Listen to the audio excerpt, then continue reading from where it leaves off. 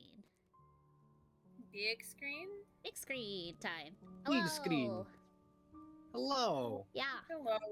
Hello, one and all, and welcome back to a haunting season of Performance Check, A Curse of Strahd Tale, which is known as the Darkest Faerie. Funny thing is, because I'm posting it on YouTube, YouTube thinks that this is a gameplay of the Darkest Faerie, the Neopets game. And I showed it to Celeste, and she and I just started laughing. So, they think we're playing Neopets. You mean that one that you can't find anywhere? No, I physically have it. It's at home, so my parents could ship me the PlayStation 2 and Neopets Darkest Faerie.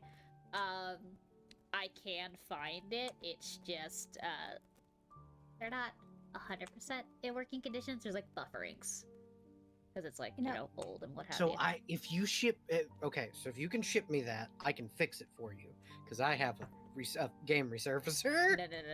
I will tell you. I will type it in because this is totally legit. What is a D&D character but a new kind of pet? Yeah. That's the reason why, Bill. I posted it. Okay. Yeah. Okay.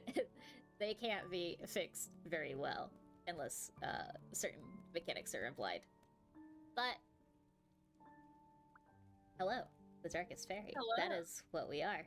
A chilling season where gothic horror meets a little bit of whimsy, some nightmares, and morbid curiosity.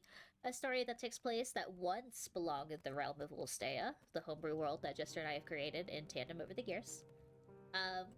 There will be various changes to the story. This is not your average Curse of Strahd tale, like many have been explained first. Fuck raw Curse of Strahd.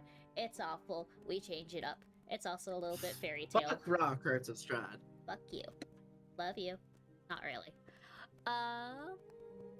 Yeah, so there's a little fairy tale spin to it, and a lot of fae. Shenaniganry. And Strahd might be a fae vampire, which is kind of fucked up, but you know, you ask for something, and then an archfae is like, tee-hee, you get what you want. That's Stone Hebrews. Don't listen to the fae, guys. Yeah, don't listen listen to Faye. Don't do it. Only me. Well, you just told me to not listen to any fae. Oh.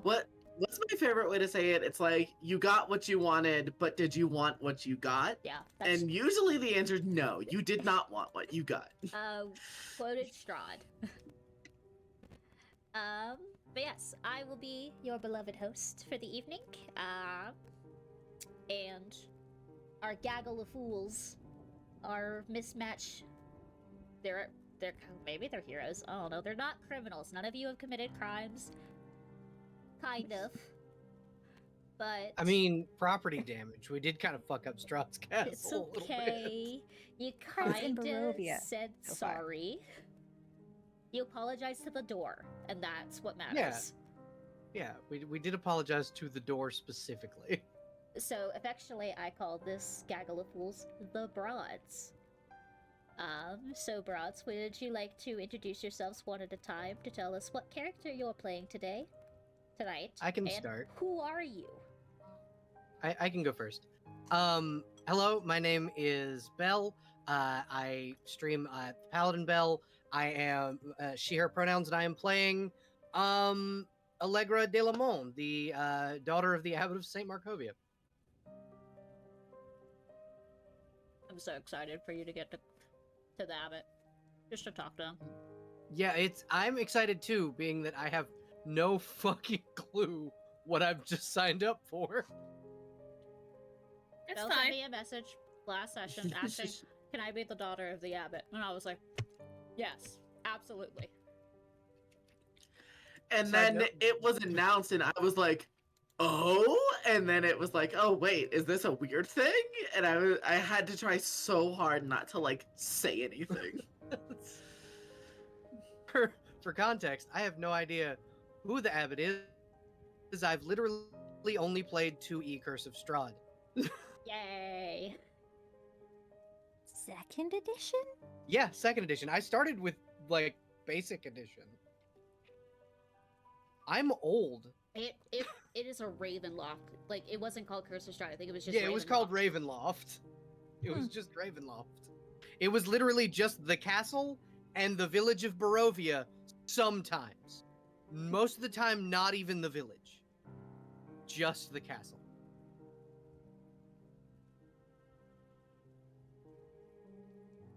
But yeah, that's me. Hi.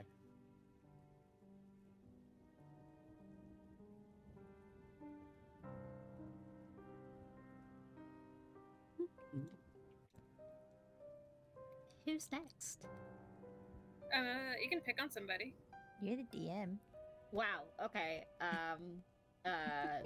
Shit. You know, for that sass, Lynx, you go next. I am astonished. Do you want the Then long one or the choose short your next victim. one? We're gonna popcorn our intros. Yes. All right, great. Long or short intro? It's been a bit, so you can do your long intro. Alrighty. Hi there, I'm Lynx. I also stream on here as Quark Lynx. I'm fine with any pronouns, and I'll be playing Ra. Ra is a half-elf rogue ranger with a willowy build and dark, unevenly cut hair. She presents femininely and has a pale complexion contrasted by emerald green eyes. They slouch to just below average height, weighed down further by the heavy, travel-worn cloak that's always securely wrapped around their shoulders. And I pick on Jester. Hi, my name's Jester or Void. You can call me either or. I go by its pronouns. You can find me in your walls or on Twitter at Blind Knitting. I don't post that much, but I'm on there. Today I'm playing Ladia Hontev, a Covenant of Steel warlock, who is a reborn Eladrin. The vibes are reporter who won't stop asking you questions, but is very enthusiastic about it. She currently is in the season of spring, which means she has long pink curly hair with two branches sticking out of her head that have bleeding hearts and poppies in them. She has like a dark skin complexion and green eyes. And she's also 5'5". Next question.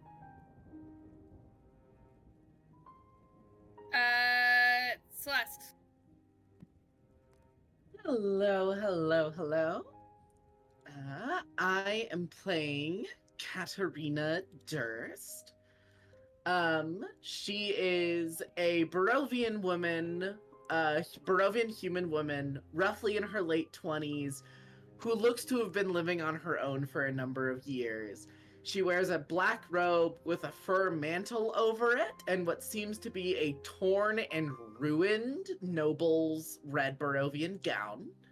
She's covered head to toe in tattoos that are etched with like runes in witch's script, which she covers with her clothes. They're most visible on her face.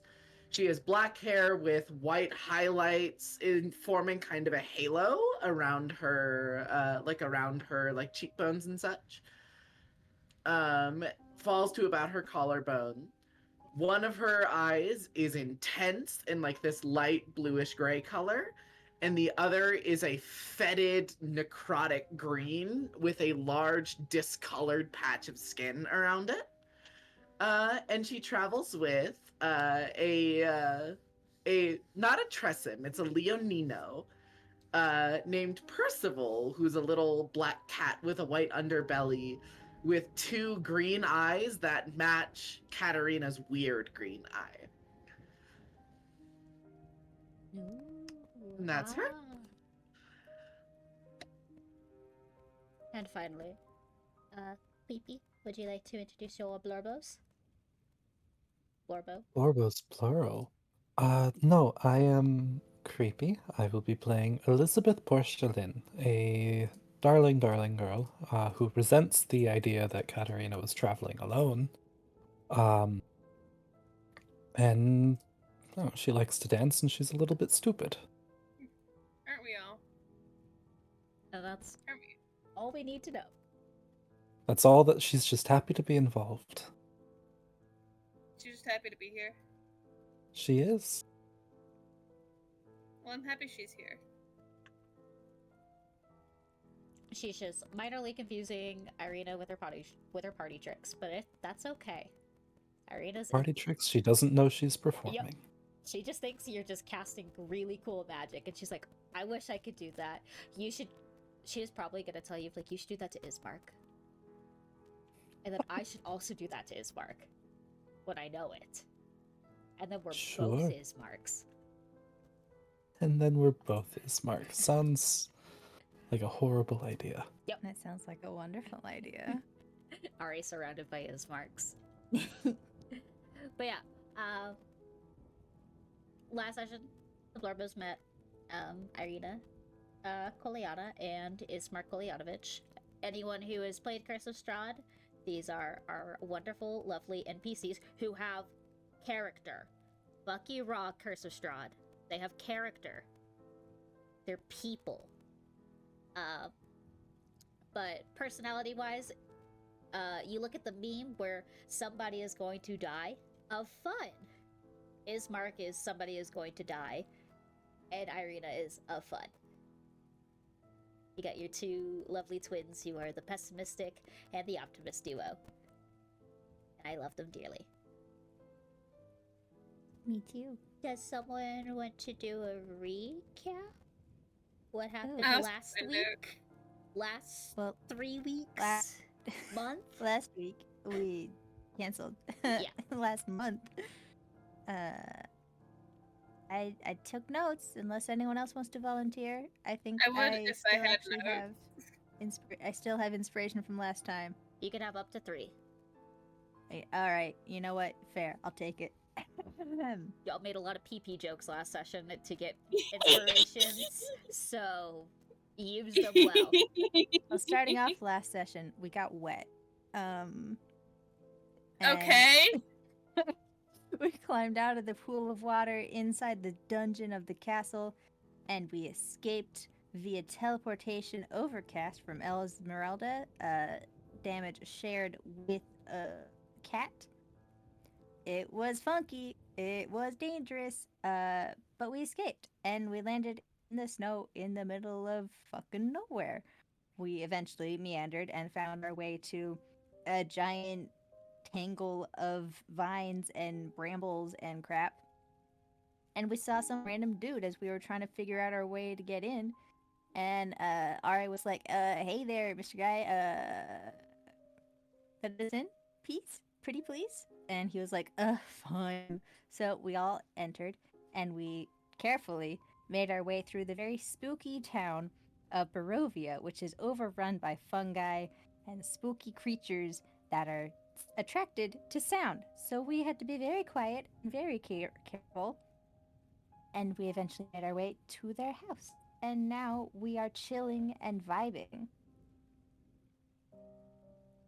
That's it. That's what happened Also- last time on Strahd. Oh, I mean, also Kat and Lottie talked. It was very cute, and they're so very bad at talking.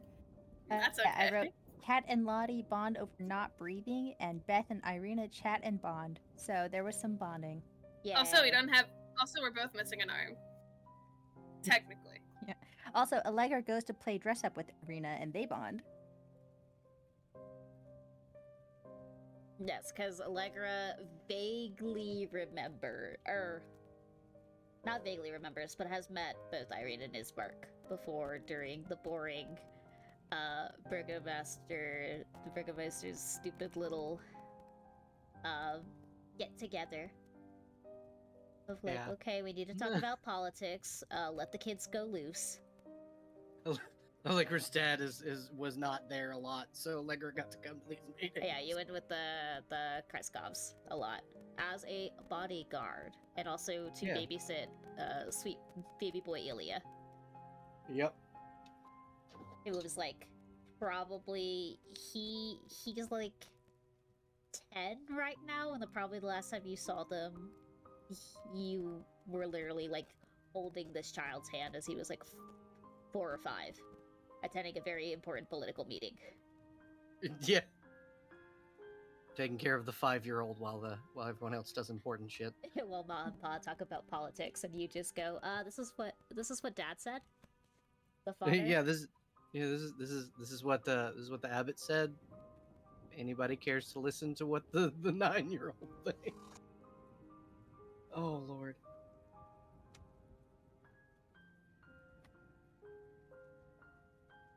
I'm writing one thing, but okay. So yes, today is session 3. Session 3. Mhm. We are still the night before. So we haven't changed days. It's still Christmas Eve, guys. Hooray! Merry Christmas! Huzzah. But today's session is known as Chapter 1, Part 3, or Episode 3, The Last of Us. Don't copyright me. Naughty Dog, I love you. Deeply, I do. Don't be a naughty dog and copyright us. Shut up. Don't do that. Don't say that to them. But okay, Okay, but it's funny. it is funny, and I will applaud you with negative inspiration. I'm kidding. You can No, keep that's it. fun. No, no, Okay. you can do it. No, you can do it. Alright. You can be negative inspiration. Yeah, if you have inspiration, it's gone now. I have Thanos snapped it out of existence Let me see. for making a Continue. joke about my favorite gaming company. Oh, I don't have any inspiration, You so you can't. will have disadvantage on the next roll if I remember, and you remember. I'll remember. Don't worry. But yes. You guys were brought in to the estate of Irina and Ismark, these two strangers that Esmeralda Daphne told you guys, hey, trust these people. They can help you. And they're like, great.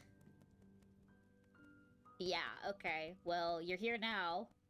Come on in.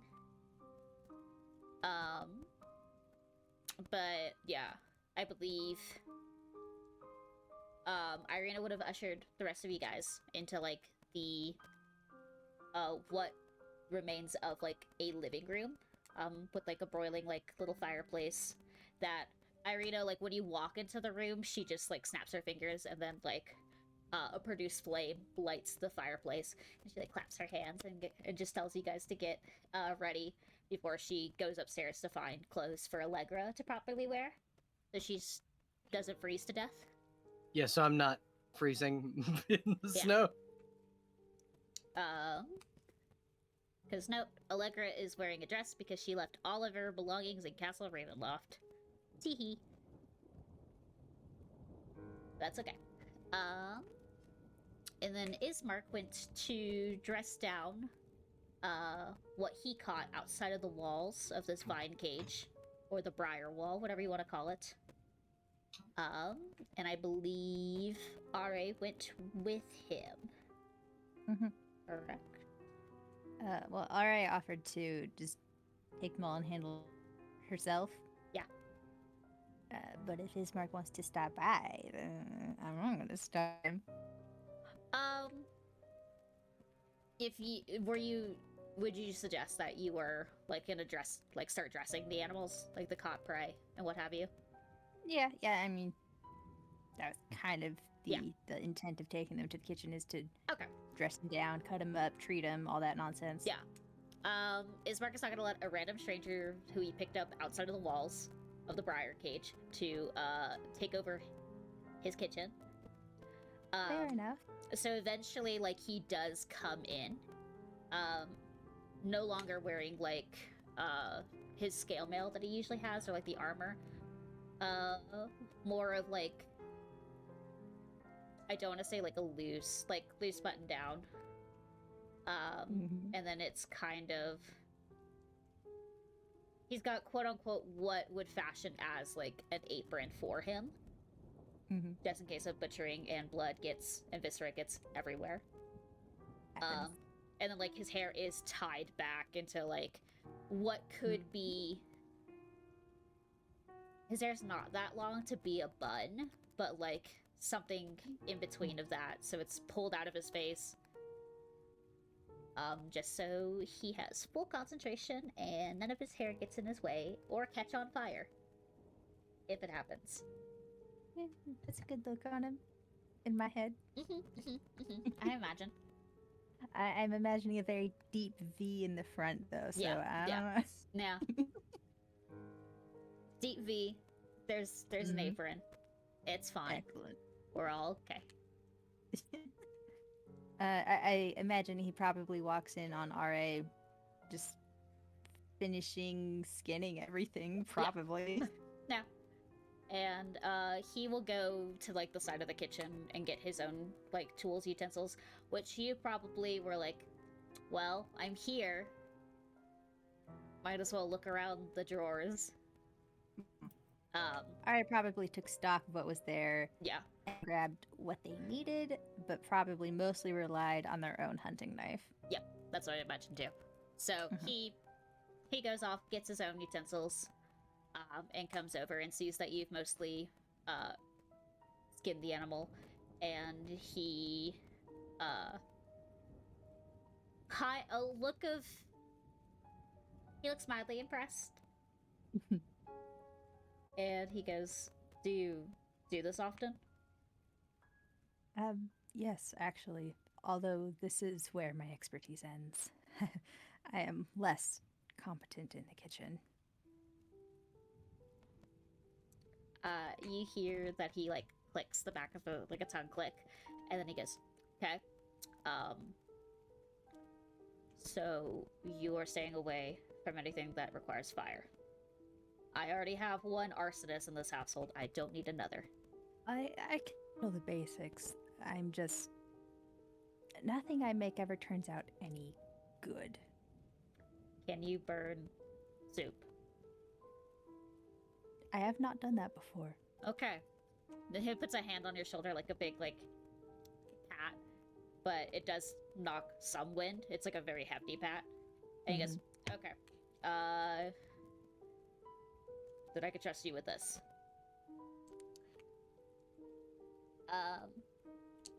I personally am not gonna go into the logistics of like how you're gonna cook. I'm also not gonna make you make a check for cooking because Ismark has the chef feat. So he's He's just gonna make do whatever Ismark says. he's just gonna make really good food, and I'm not gonna make my Blorbo roll because I love him. I mean, RA is going to suggest cooking this meat for a very long time because pathogens, you know? Yeah. You can ascertain that it is probably not even like evening yet, but it would be done by like a late dinner. If this is like a venison, that shit makes a really good stew. Yeah. It's not venison. I took notes. It is rabbit, squirrels, and a wolf. Oh yeah, then still really good stew. Yeah, you're Well- probably going to make the equivalent of like some kind of rabbit stew, and then the wolf is going to be like a meal for another day. Yeah. So he is going to have you help him like salt and cure the meat for the wolf. And then like as you guys are cooking and everything, and he's giving you like basic instructions like pass me this, pass me that. Actually, you want to do this. You can ask him questions as you're just moseying around the kitchen, alone for once in the past like couple of hours that you've been with the party. Well, probably towards the beginning of the whole direction when Ismark shows up and is obviously impressed. Oh, I have it written down. Hold on. Oh no.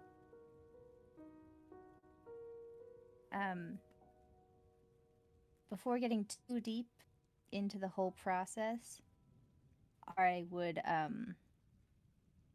sort of wipe off their hands as much as possible from the blood and then offer it for a handshake and say, I apologize for my rudeness for the lack of introduction, sir, but it seemed imprudent to prioritize such a thing in the situation that we met in. You may call me RA.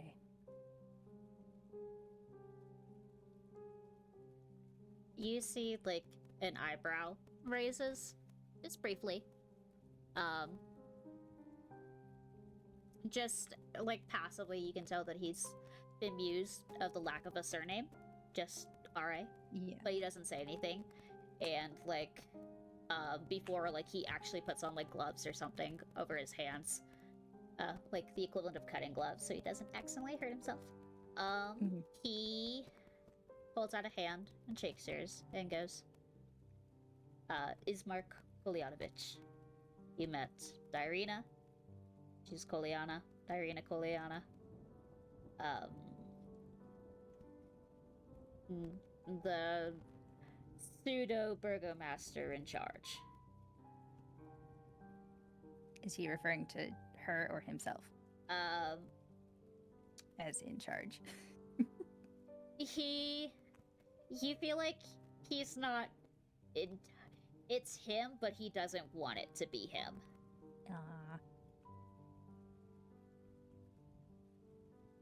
So that's why he just kind of kept it open, or it was like, yeah, I'm just gonna tackle it onto my sister, but you could tell he's talking about himself because of like the deadpan expression he kind of gives when he says it, like he regrets saying it or acknowledging that that is a fact now in his daily life. All right. Should I address you as Sir Kolyanovich? You see another like pained look, and he's just like, no, you can just, Sir is my father, he's still alive, just Ismark. Very well. Just Ismark then. Don't do that. Please don't be an asshole like Irina. I'm not. Okay, thank you. Thank you. I thought you were just gonna only refer to me as just Ismark, and I already have a sister. I dealt with too many Fae. I understand.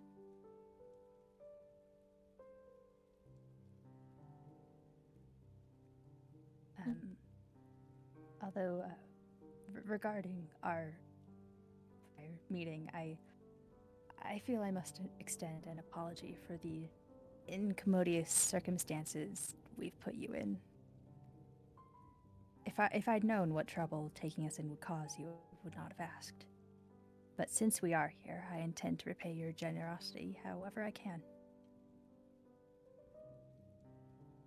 So, please, if you have anything you would like to ask of me, I'll do whatever you need. I'm quite handy, actually.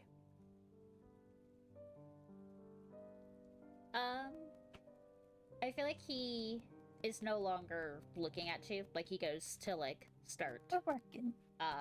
Start cutting vegetables and stuff for the stew in mind as you're like fixing the meats properly. And there's like a brief little bit of silence, and then he goes, not a Fae either, not asking for a favor, a promise, or returning a debt. You don't need to do that here. But,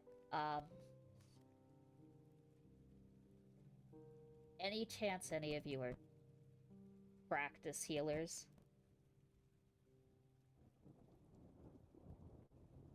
I admit I know little about my strange companions. I know some basic first aid and how to treat other things, but nothing too extensive.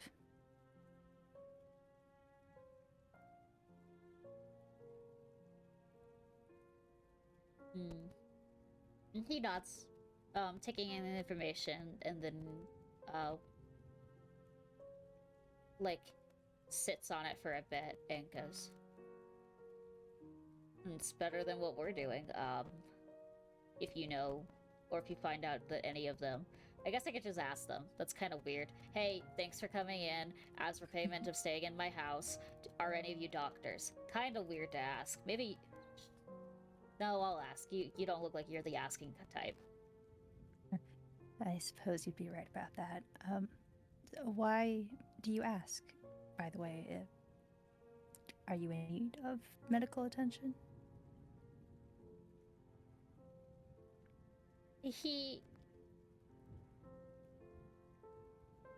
There's a hesitance, and I'll allow you to roll an insight after he's done speaking, if you so Oh, okay. desire.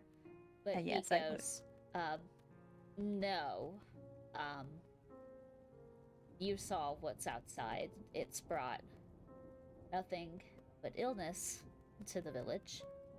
And our father is one of many who has not recovered from whatever ailment this infestation of fungi has caused.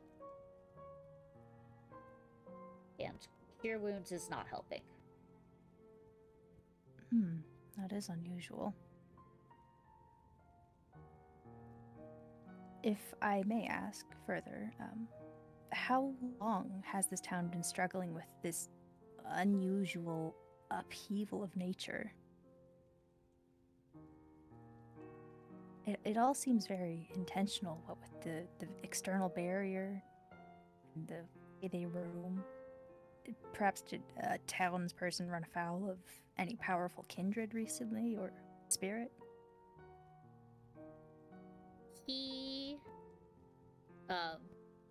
you hear the chopping of vegetables as, like, the sound of, like, breaking the silence, and, like, the knife, gets stabbed into the equivalent of a cutting board, and he turns to you. Thoughtful look on his expression. And goes, "It's been a month, maybe 2. At first it was overgrown of vines. We were attacked by twig blights, monsters that were just entangled in twigs and vines, that just started to attack people in the village. And then it's just like overnight it progressively got worse and worse.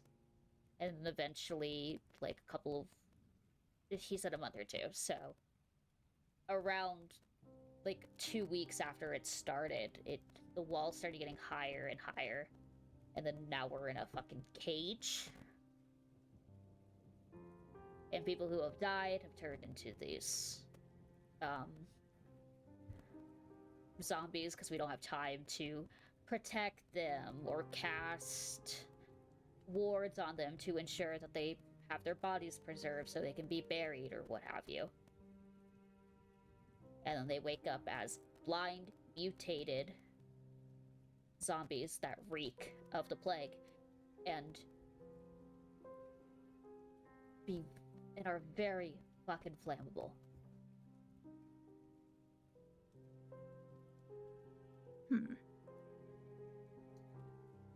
Retroactively, I would like the insight, Yes, his yes. statement that he does not need medical attention. Yes. And that's a 12. Oops, wrong. I have to make sure I don't do it on the... There's the player view, and then there's the Abby view. Oh, come on, let me see. No, no, I don't want to accidentally roll on the wrong, thing. Mr. Mark, may I have your character sheet, please? Thank you. To jump you. Oh. Oh, thanks. Chat, you get to see the 2 GM rolls. You're welcome.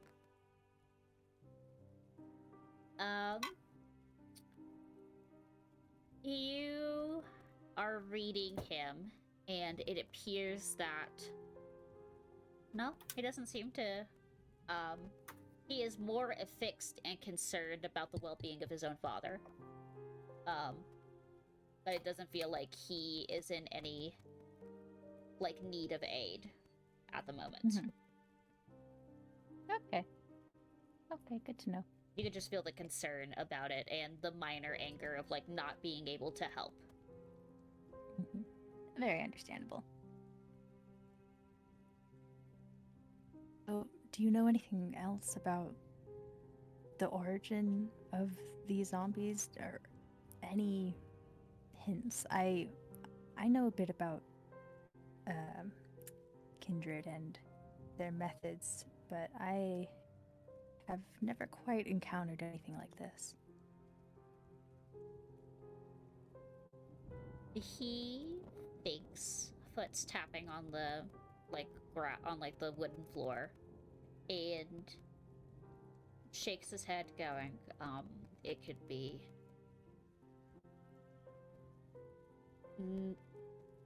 The most that this village has to offer is a no good cleric who occasionally sends medicine and keeps the horde away from us. On a stupid consecrated church ground. A couple of fighters, and then Irina, who has some actual capability of spellcasting. Mm. It could be one of Strahd's forces. It could be some other fucked up thing that lives in the woods that decided, hey, this village looks pitiful, let's make it worse. Could be food.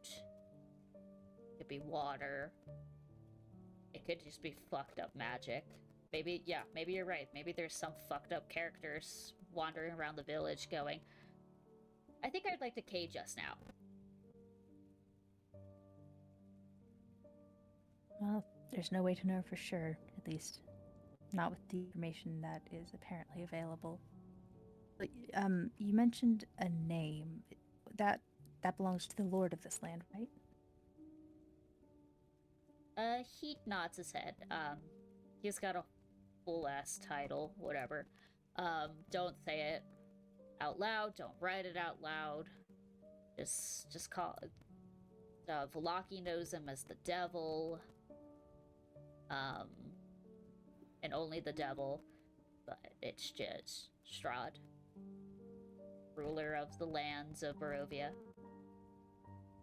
Everything that I've been told about him indicates that he's quite dangerous, and everyone seems wary of him, but I have yet to be able to discern why. He pinches, like, there's a look, and you can tell, carrying the insight, that he doesn't want to talk bad because it is the lord of the land. But you can see that there is, like, a look of, like, oh, great. Yep. Don't like this man already. You can see a passive annoyance, I guess, is the word I'm looking for. If it's an inconsiderate question, I do apologize for battering you with so many questions, but you don't need to answer. If there's another means of learning this information, I'm happy to pursue it on my own. He looks at you up and down and goes, you and the pink one are not from here? I've even heard the name, Ulstea.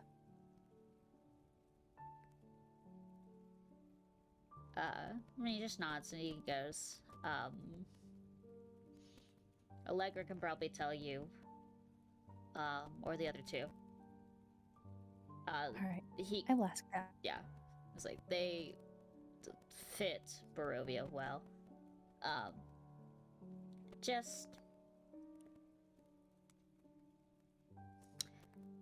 He just kind of sits there in his castle and asks for taxes, but not really comes to visit, ask for taxes. It's more of like, let me send one of my brides, partners. Let me send one of my brides to do the dirty work. I completely understand. I've met far too many lords like that.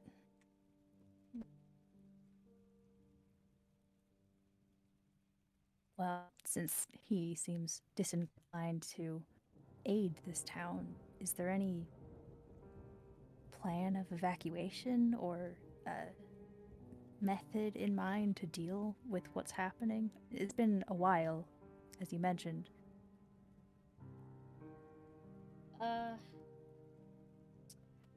The father has a grandiose idea that he thinks he can cure it. Keeps making potions, has his familiar send the medicine over through the clock tower, or not through the clock tower, through the bell tower, and drop off for the village, the people. But it... Godmother, help me. I'm sorry for talking ill of your father. And you see, he rolls his eyes as he's saying this.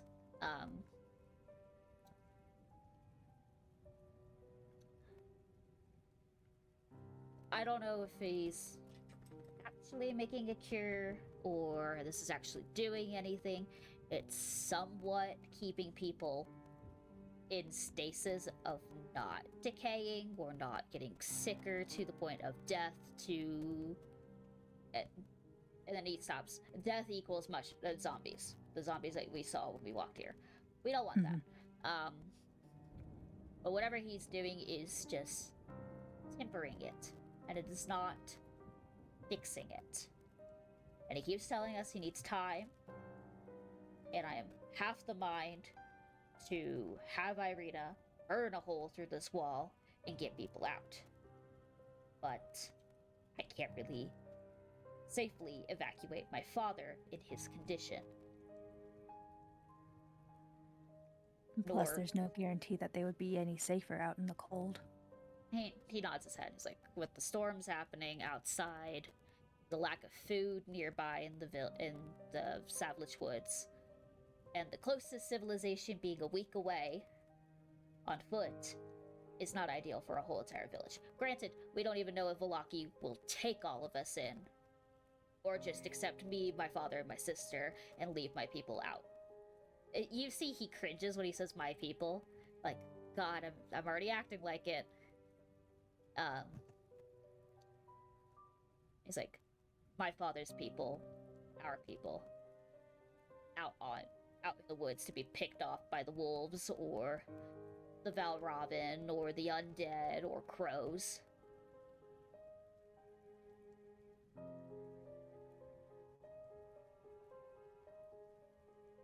This place does seem troubled. I don't really have anything waiting for me outside of it, though.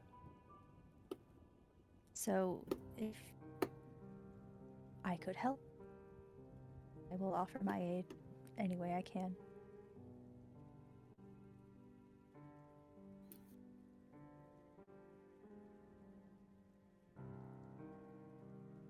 He It's the just... least I can do. He... Going back to dinner, he just nods his head. He goes, you're doing enough.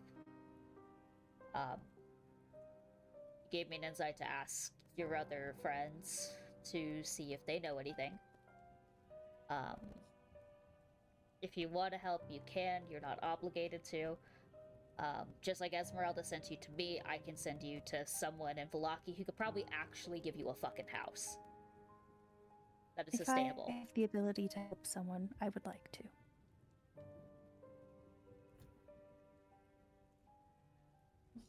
Did he? I know what it's like to be in difficult circumstances. Does it feel like you're being like stubborn on this like ideology? No, she's just trying to just politely say, "Hey, you can actually ask me to do things. I will help." Okay. You feel like he is looking at you with the idea of like, I cannot budge her. Like, I cannot just like not ask her to do something. She'll feel bad or something like that. I mean, we're stuck your way, so yeah. So he just kind of looks over at you and then like moves over to see like the way you are cutting and skinning the creature and what have you, breaking apart joints and all the gross things that you need to do this with practiced ease, by the way. With practices, yes. I, Abby, hate this, but I know narratively you guys are doing a great job at this. It's perfect. But occasionally he comes over just to like not micromanage, but like kindly suggest you to like maybe cut the pieces a little bit smaller because it's gonna go into a stew. So we need like smaller chunks, not big ones. All right, takes the instruction and doesn't say anything, just does as is told. Yeah. But you could feel like the way of him like slowly like micromanaging and then telling you like what to do in the kitchen is his way of telling you, okay, this is what I need you to do for me right now.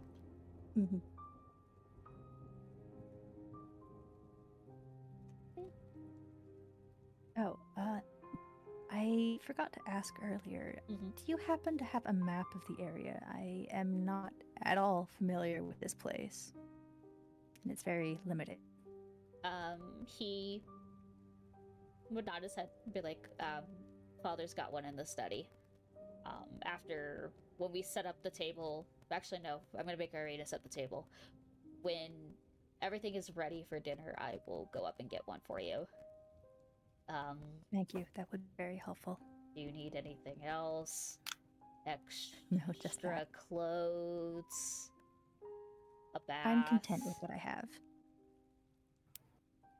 And just she nods. Thank He's like, if you need anything, ask Irina. And if she doesn't have anything that fits you, I guess you can borrow a shirt or two, and one of us can just hem it. It's a very considerate offer, but I'm content with the clothes I travel in. You know, it's Nothing more. He's like, well, you're the smart one. You didn't travel around in a fucking dress. That Yeah. is true. Speaking of dress, I remembering name. Which one? Right. Allegra, you seemed to know her?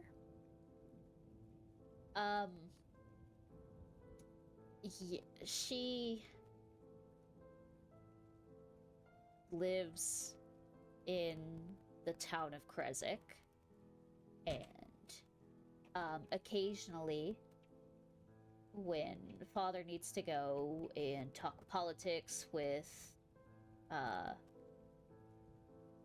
Vlakoviches, or needs to do a grand meeting with one of Strahd's goons to talk about the structure of Barovia and how taxes are being dispersed and how trade's being dispersed. I tend to go, and she, most of the time, is there. And likes to ask a lot of questions. So you are at least acquainted. Unfortunately. We're she would probably say we're friends. I see friend acquaintanceship. Well, I thought I would at least suggest the possibility of possibly treating this wolf pelt and offering it to her to keep her warm. But if you're really not that friendly, then we can find some other use for it. If she asks her, and if she, or I can ask her, because we're acquaintances or what have you. You're acquaintances with her, you should ask her. And if she denies it, then they'll make a nice, like, shawl, coat, blanket for Dad and his stupid fucking cold. Well, perhaps he would have more need of it than Allegra, who chose to wear a gown in the winter. And you see, he thinks, and he thinks, and he thinks, and then he nods his head and he's like, no, you're right. Fucker. I did not say it in such terms, but I'm joking, not literal. It's I've known her since we were kids, so this is playful. I probably walked out to her and called her something. She would probably just blink and then would call me funny, and that's not the point. Judging off of my very limited impression of her, I would probably say that you'd be right about that.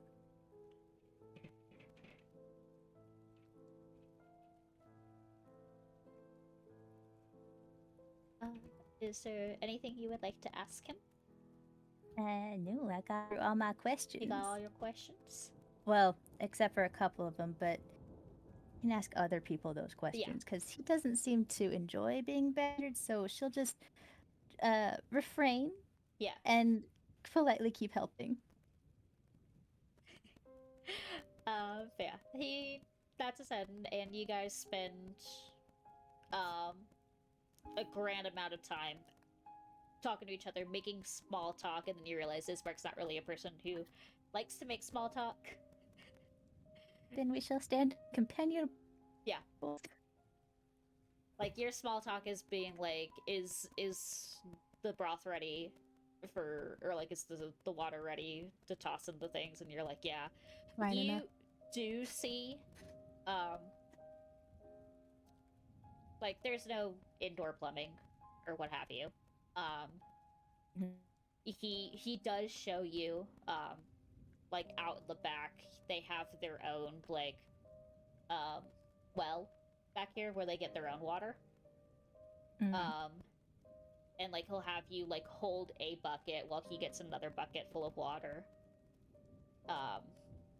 Of course, tells you to, like, put the mask on and everything as you're stepping Mhm. outside. And you just hear the stillness in the air. You can hear, like, muffled snowfall as it's hitting, like, the vine cage, and you can feel, like, the cold being trapped inside, but you're not getting the snow effect.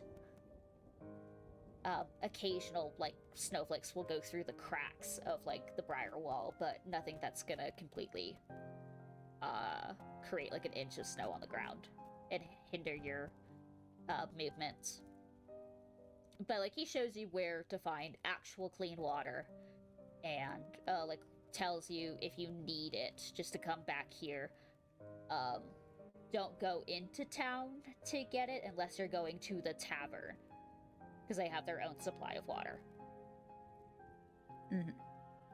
He is concerned of the shared water source in the village, Okay. and would rather you be safe and stick with, like, the isolated water sources.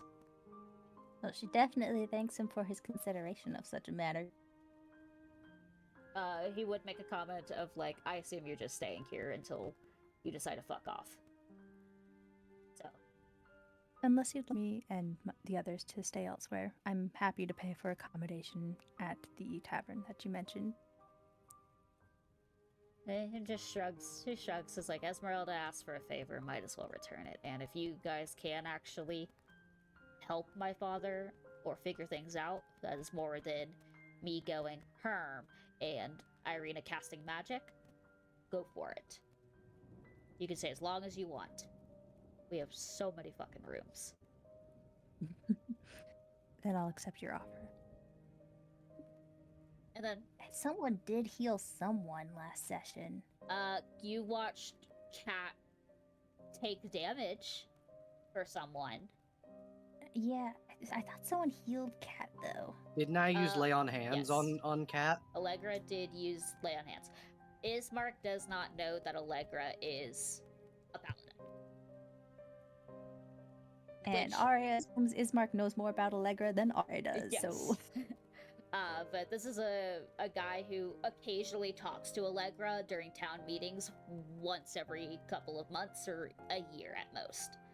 And it's not like she's going to be like, Ismark, look. Well, actually, I feel like Allegra would be like, Ismark, look. Allegra absolutely would have shown off at this point. Yes.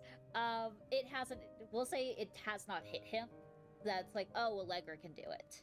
Or, like, help. He is Fun more... fact about Yeah. Fun fact about lay on hands, I can also remove diseases. You can remove poisons, but I believe I think that's a later level that you are immune. You yourself are immune to diseases as being a paladin. So whatever happens in this village, you can go maskless around this village and you would be fine. Like, you won't catch whatever the fucking everyone else is catching.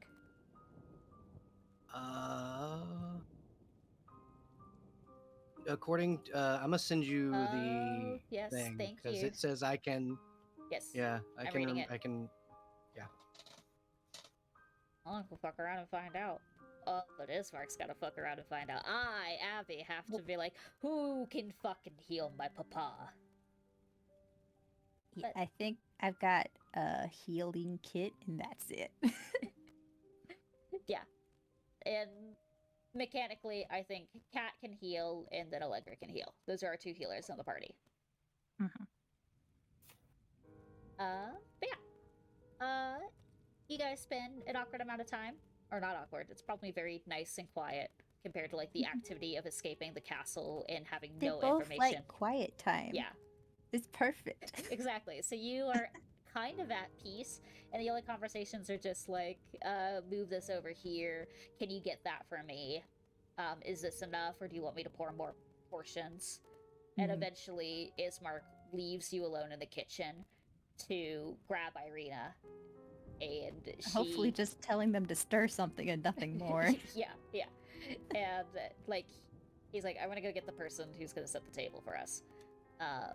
And you distantly hear shout. Everyone can distantly hear shouting, and it's clearly like the sibling at the bottom of the stairs and the sibling upstairs, and they're shouting at each other a conversation, completely forgetting that you guys exist for a moment. And you hear them go, Irina, Irina, Irina Koliana. And you'd be like, yeah? Can you set the table? No. Please? Irina, okay. And the very quick footsteps of like a sibling coming down the stairs. And then there's hushed conversation. There's a little ow, as you could assume Ismark just playfully hit his sister. And be like, don't be an asshole. I'm just imagining Irina being the type of sibling who barrels downstairs, even though you really shouldn't. Yeah, absolutely. She's got a lot of this Irina's got a lot of energy, like unkempt energy, that is only displayed to her brother. And now there's more people to display this untethered energy that is eventually going to crash and burn. Hey, Yeah. it's alright. I'm This- sure she won't be the only one. Yeah, this is healthy. I would like to take a single point of stress for undisclosed reasons. Okay, go for it. But eventually Irina comes in and like takes helps you portion out the bowls of soup, and will like take it out into the equivalent of like a dining room and start setting up the tables. Ismark will ask you to like grab like a basket, fill it with bread, and just get like small like little sides ready that he and you will take out as Irina's like setting down the plates and like the utensils, and it's very fine china, so you could tell that they are definitely nobility of sorts. One of them breaks Alright, open. is just this whole time endeavoring to be as helpful as possible Yeah. without being overbearingly so. Yeah. You can feel the eyes of Irina on you the whole entire time. Like she has a million questions to ask you, but keeps side-eyeing her brother, who just shakes his head and goes, "Don't you dare. No, not now." And she's just like, If you have questions later, I'd be happy to answer them. I have some for you, I'd dare say as well. okay. And then you see her look over at Ismark, pull an eyelid down, and stick her tongue out at him. And she goes back Not to setting quite the table. Now. It's okay. I have questions to probably ask other people. But you will be soon. Later. After dinner. And then she looks over at Ismark and goes, "Do you want me to get wine?" And he thinks about it and goes, "Yeah, you can get the wine." And she...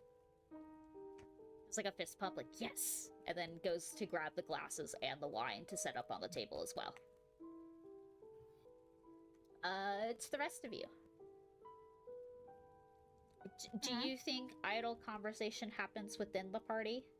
As like an hour or two, maybe 3, just depending So on I have how a long. question. Yes. Did play dress up.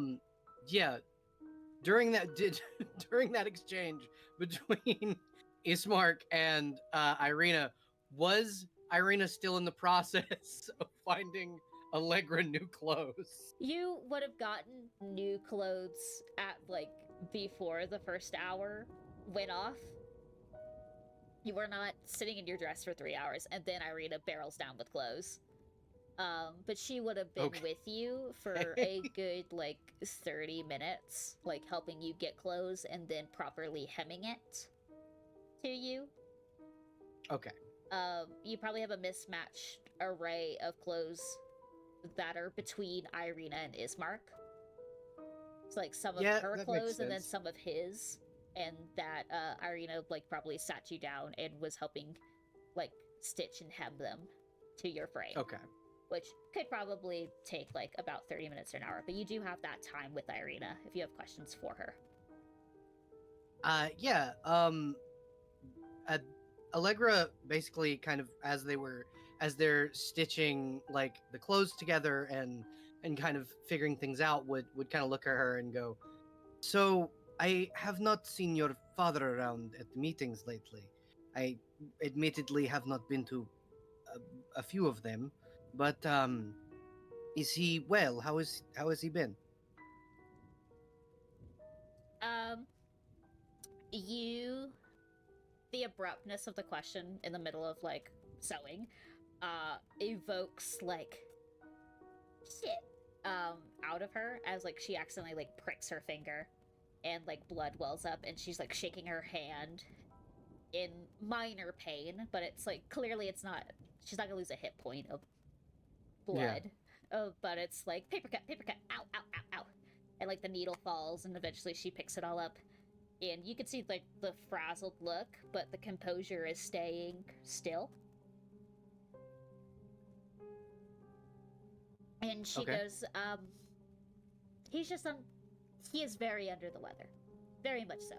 So he's been in his room, back of the house, away from people. Except us people. Me and Ismark people. We're okay people. And technically the father's dove. I see. And Allegra will kind of reach forward and take her hand, and can I heal the pinprick without expending? Sure. Yeah, sure. she'll just kind of heal the pinprick and go. I'm glad to hear that you are doing well, and I am sorry that your father is under the weather. I also want to thank you for the clothing. I know it's I probably looked ridiculous coming in from the freezing cold, wearing nothing but an evening gown. Or not evening gown, but you know what I mean. My gown for balls and things. How You see her nod her head, like she's listening to you actively. how long has all of this been going on with the plants? Let's call them. Like a month? Maybe a little bit more than that. I see. The briar thing with the cage and what have you, a couple of weeks. But this has been like a slow process that led up to this. If you I was more talking about the creatures outside. So at first they were like little twig creatures. Ismar calls them like twig blights, I guess that's what they're called. Whatever. He's the monster hunter. I'm just the person inside who casts magic. Sure. just the human flamethrower. That's all. Exactly. That's what I am known for. And the healer. I do heal really good. I believe that. Thank you. Where was I going? Right. So they were like twig creatures, and then they became vine creatures, and then they started growing mushroom and mycelium on them, and then it became a whole thing of like they couldn't see us, but they could hear really well, and then we used the bell to attract them.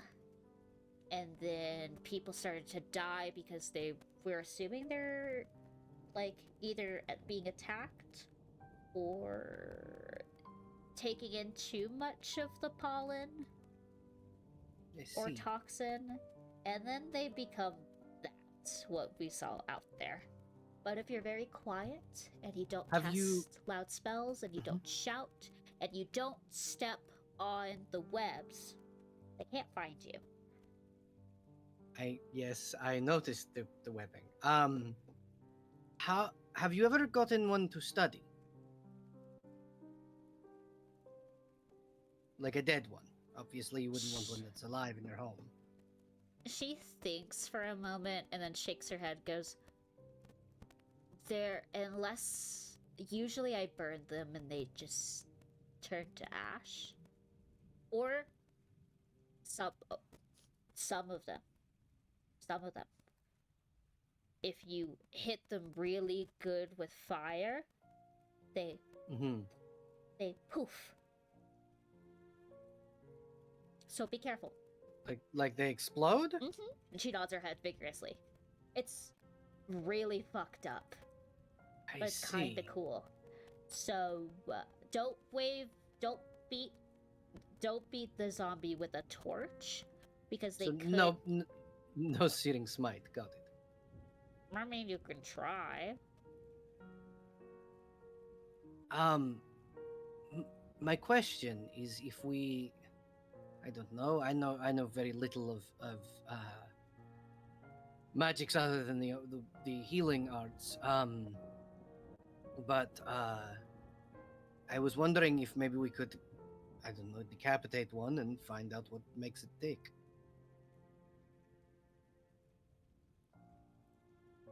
She thinks long and hard, and you could see that this was a possibility, like a suggestion that she never thought of. And you see that she is understanding where you're going and goes, okay. The problem is isolating one of them. Yes, they do seem to travel in packs. Yeah. What if we could set up a trap? Her eyes light the bell. Yes. Your brother is an expert tracker and monster hunter. Mhm. I was thinking perhaps we could use the bell to begin to lure them and have a net trap of sorts to isolate just one and kill it silently, if possible, and drag it back to somewhere holy, if there is one somewhere like that around here, where we can study the magic around the creature to potentially figure out a way to cure those who have been infected, other than what we without if we do not have powerful enough magic to do so already. She's slowly nodding her head, like understanding. Yeah, okay. And Blake's, so the father in the morning, afternoon, and evening rings the bell to bring all of them to the church. Mm-hmm. They can't get in consecrated ground. It's like a whole entire ring. Yes. And he stays inside safe to ensure that someone can ring the bell. Is there a without way getting to get a missive to him? He probably when his little familiar comes by. We Then could tell her to wait. perhaps we have a message ready when the familiar gets here, and we send our plan, or my plan, I suppose, to the father, just to see if there is any possibility that he could help us with this little scheme of ours. She nods her head, like, yeah. It'll probably be closer to like late in the evening. That's typically he drops off like a package of medication we give to Dad. See. To take before he needs to go to sleep. Okay. If you will get me ink and parchment, I will pen the missive, and then we can send it when the familiar comes. She nods her head. And like there's like a clock on the wall somewhere in her bedroom. And like you could see her like doing the math in her head. She goes, okay, just like 2 hours or so. So you got 2 hours to think. paper, and you see like she goes through like her desk side table, and like pulls out like parchment, goes into another drawer to find like an ink and quill, realizes it's on her desk, and then like pats it and goes like, "You could sit here and write." I'm gonna check on the others because it feels weird that Ismark isolated himself into the kitchen and we have more people in the house. So, Yes, I understand. I May I the borrow entertainment. a second piece of paper? I unfortunately have misplaced my holy symbol and need to replace it. She nods her head and goes, "Okay, sure." Um, and she'll like gesture to like more of her bedside table where it has like excess parchment. Awesome. And we'll hand you some. And she's like, "If you need more, go through it. Everything is on limits except my scarf. That's off limits. Oh. Okay. Thank you. I appreciate you. And my sword. That stays there until we're ready to go." Okay. And then yeah, Allegra's just going to pen like a letter detailing her plan to the father, and then also do as detailed of a sketch of an emblem of the holy symbol of Mother Night as she can, so that she can replace the one she lost in Castle Ravenloft. Yeah.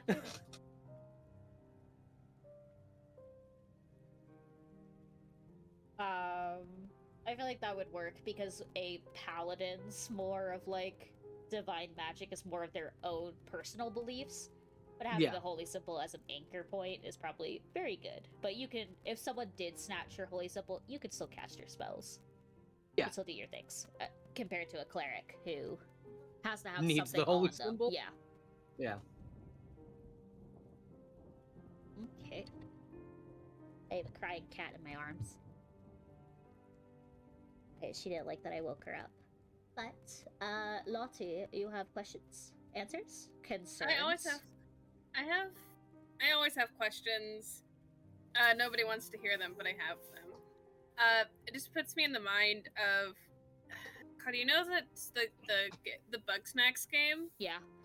where you're the reporter and asking questions and stuff. Yep. That's the mindset I get into. Yeah, do you want to interrogate over dinner or before dinner? Before dinner, I think I have 2 people in mind. Okay. Depending on if they're available. Okay. I look between Beth and Kat. Since Alora's obviously busy. Ayuri. R.A.? How do you R.A.? There's R.A. and Allegra, your 2 A's. R.A. obviously knows nothing. Outside or just like me. So I guess mainly the other 2 options. I assume Kat and Beth are usually together anyway. Yeah. Unless stated otherwise. Unless you guys decide we're not friends anymore and fuck off into opposite sides of the house. You could do that. I don't care. Those are your characters. But like, would Lottie find Kat and Beth at least somewhat similar rooms to each other? I think so. Yeah, definitely. I think Beth wanted to talk to Kat at some point. Do you want to have that conversation before Lottie walks in and goes, "Hey, I have 10 million questions to ask you"? No, I have a small amount of questions and they all pertain to Strahd.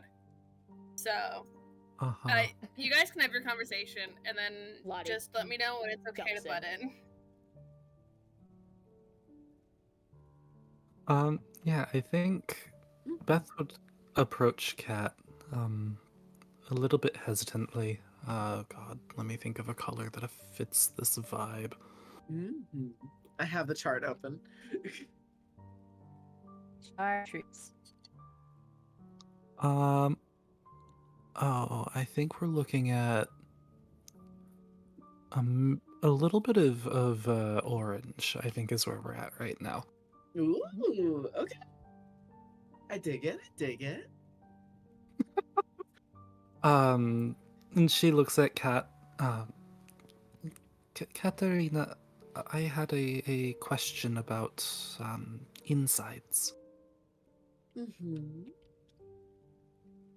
And she points, I guess, towards the the center of your chest. What is in there? Cat will kind of look down, and say, some stuff might have shifted when I got resurrected, but that's about where the heart should be. Why do you ask? What does the heart feel like? This is very funny because Kat's a heart coven witch, so she kind of ponders it for a little bit and goes, the heart can feel a lot of things. In fact, one of my favorite parts about it is that it is tied to how and what we feel. If you're excited, it pounds faster with anticipation. And if you are struck by love or adoration, you might feel something tightening around it, as if someone is grabbing it and clutching. It feels like a drum, I guess. It can feel like a drum, yes. What, I don't think I've had that feeling before. Have you What had is it it? recently? Well, yes, I don't think I have one of those, but I felt something in there before, today, and I don't think it's normal for me to feel that because I know Mother once said that she didn't quite get the insides right. I'm not entirely sure what she means by that. But when I was talking to Irina, I felt the drum inside my chest, and I don't think I felt that before. Because I don't think I have one of those. Oh, let me see if I can do a thing here.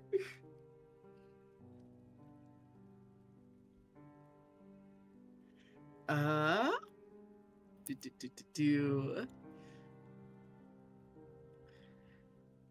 So where being a heart coven witch is fun.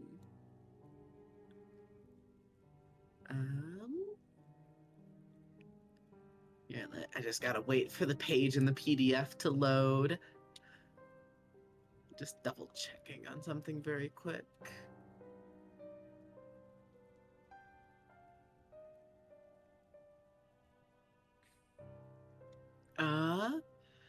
Okay, I kind of don't have any spells like this, but because witch magic is like very profound magic, I'm gonna ask you, DM. Yeah. Can I try to like tap into what Belle is feeling? Belle? Or Beth. Yeah, Beth. I don't know why I said Belle. I read the word Belle and my brain went, well, that's what you're saying now. Okay. Can I just kind of just like tap into like Beth's kind of emotional wavelength using my witch magic? Roll an Arcana, I would say. Okay. Because you're in your intelligence based, right? So you have really good Arcana, I would assume. 'Cause otherwise I'm I'd say- wisdom based, but I still have a high intelligence. Okay, because I was gonna say you can use wisdom for your Arcana check. Could I hypothetically Or medicine. make it insight? I would say that, yeah. Okay. 19. I would allow, are you trying to ascertain, like, Beth's emotional stability? Not necessarily. Just Beth described a sensation similar to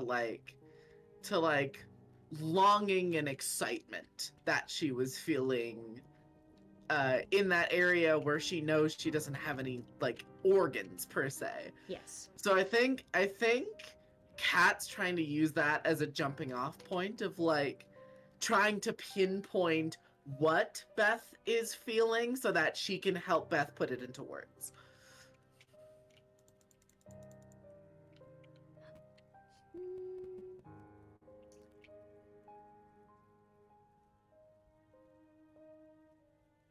You can kind of understand that Beth is both outwardly very confused about why she is feeling these emotions, but these emotions are kind of true, but like mechanically does not make sense. And you Yes. can read into it a little bit, and it might not be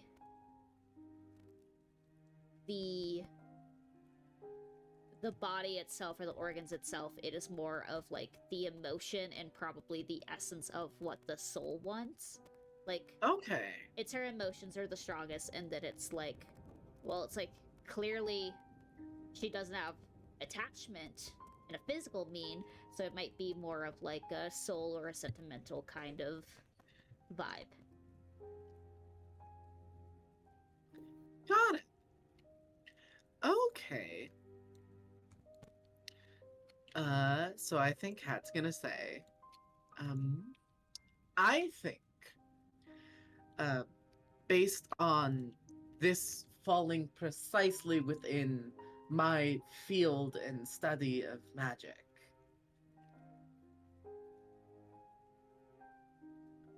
you are experiencing a very strong emotion, and your soul is making your body react as if it was reacting to that emotion. Like I said, that drumming, that excitement. Would that have anything to do with, sometimes when I meet new people, I see things from a different perspective than I usually do. Which is very good. When I met Irina and had that strange feeling, the perspective I felt was the lasted longer than it usually does. Mhm. Okay. Well, I don't mean to alarm you.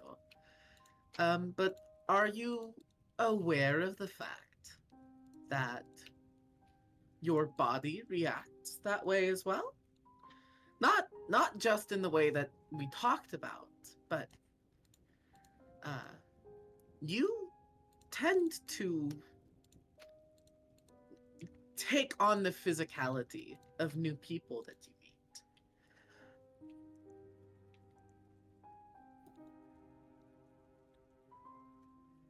I don't think I was aware of that.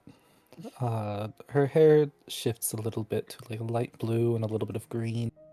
Mhm. But I'm going to believe what you say because I think you are consistent with what you say. I Mhm. take on the physicality and appearance. Yeah, so try it with me. Hold my hands. And she'll like outstretch her hands to you. She'll take them. And just focus on me, on the idea of me.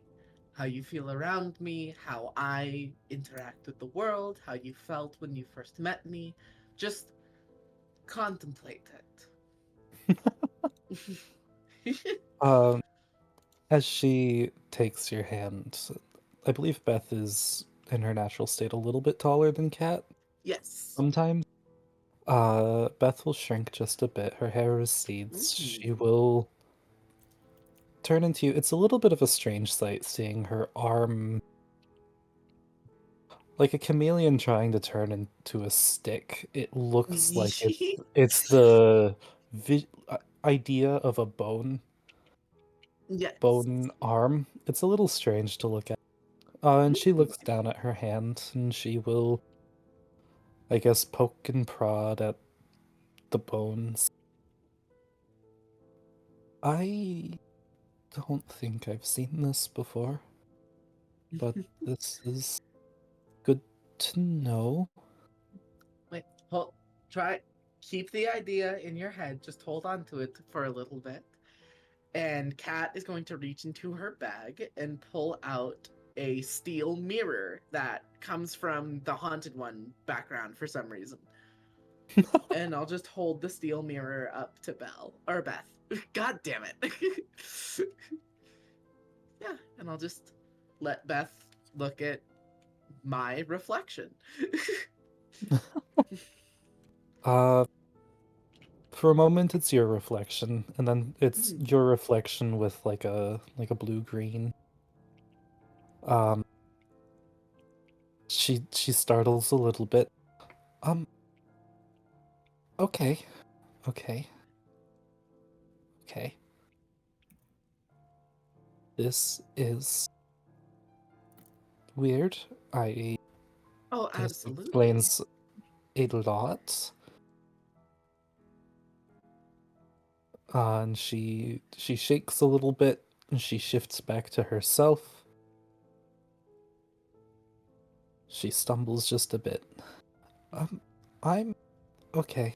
Okay. Okay. Okay. I know you don't need to, but just humor me. Deep breaths. She makes the miming of breathing. Perfect. So, this is you. And you are you when you look like someone else, and you are you when you do not.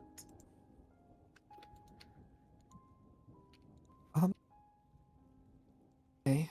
So I can look like other people. I should look into that. I think figure out I why, because I knew my hair did that. I didn't know my body did that. I was somehow under the assumption that you already knew, but in Um either case, no. it's okay.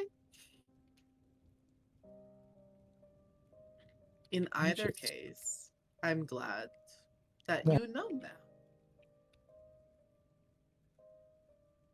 Beth is so stressed. Um yeah, okay. I will keep that in mind, and I will see if I can control it, I guess. Use it. I mean, that's it. That turning into people, that could be very useful for a lot of Hey, things. hey. Focus first on becoming comfortable with it.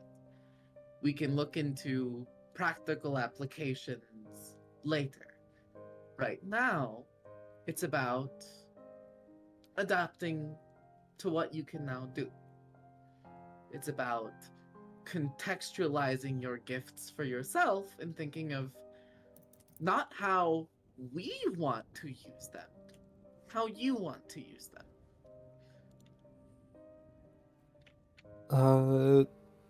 Beth nods. Um and as she does so, I guess it looks as though her skin takes on a little bit of more fleshy color, like there's Mm-hmm. a color to her skin. Not that she has, veins, but she mimics the impression of it. I mean, the pseudo cracks on her skin are still there, but she looks, I guess, more alive than she did a few minutes ago. Mm-hmm. She looks at her hands. She's still pale. She turns her hair is now a vibrant yellow. Okay, okay. I think I like this. I'm going to do this for now Yes. and And figure it out. do it for now. And do it for you. Thank you, cousin. You're I welcome. appreciate this. Anytime.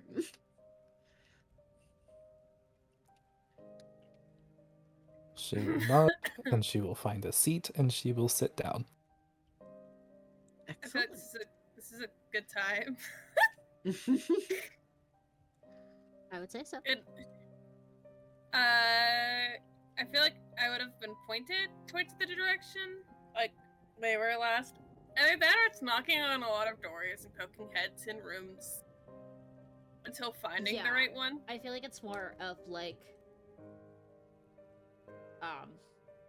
you were just searching. Like you opened a door and it's like, oh, this is a study.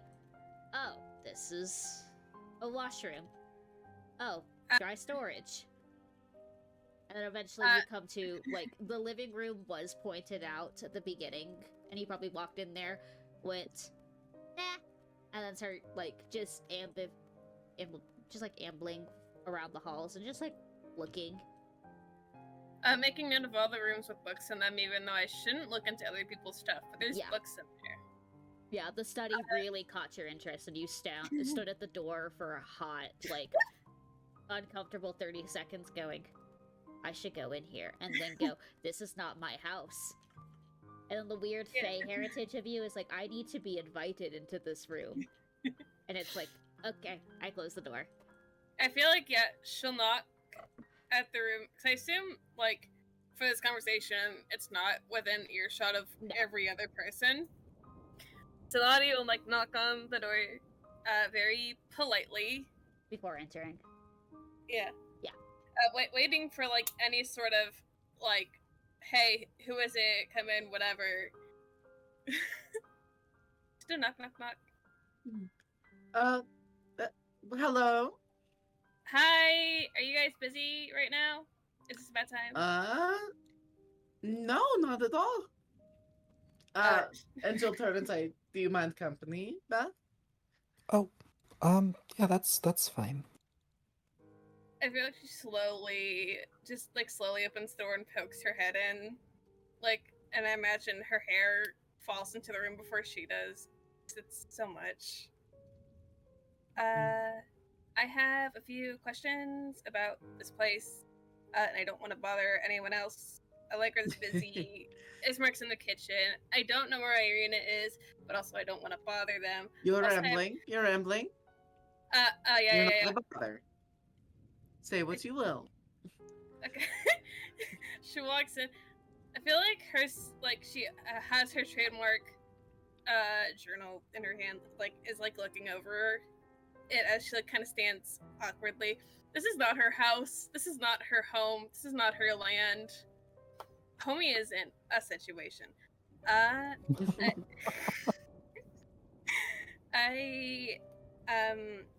forgive me if this is a bad or inappropriate thing to ask about. I was wondering if you had answers about the Count. I know you can't say his name, or you shouldn't. It is a delicate subject, but I tend to be a little more open to talking about it than other citizens of Barovia. Lottie like sort of look over at Beth as sort of like are you also good with this? Is this I fine? mean, I've heard a lot of stories from Mother and her roommate. And her roommate. Cool. I think is there like a stool or anything? Because I feel like they're like on one side of the room, already comfortable. Is there like a chair? I imagine you're in some kind of like pseudo like living room kind of.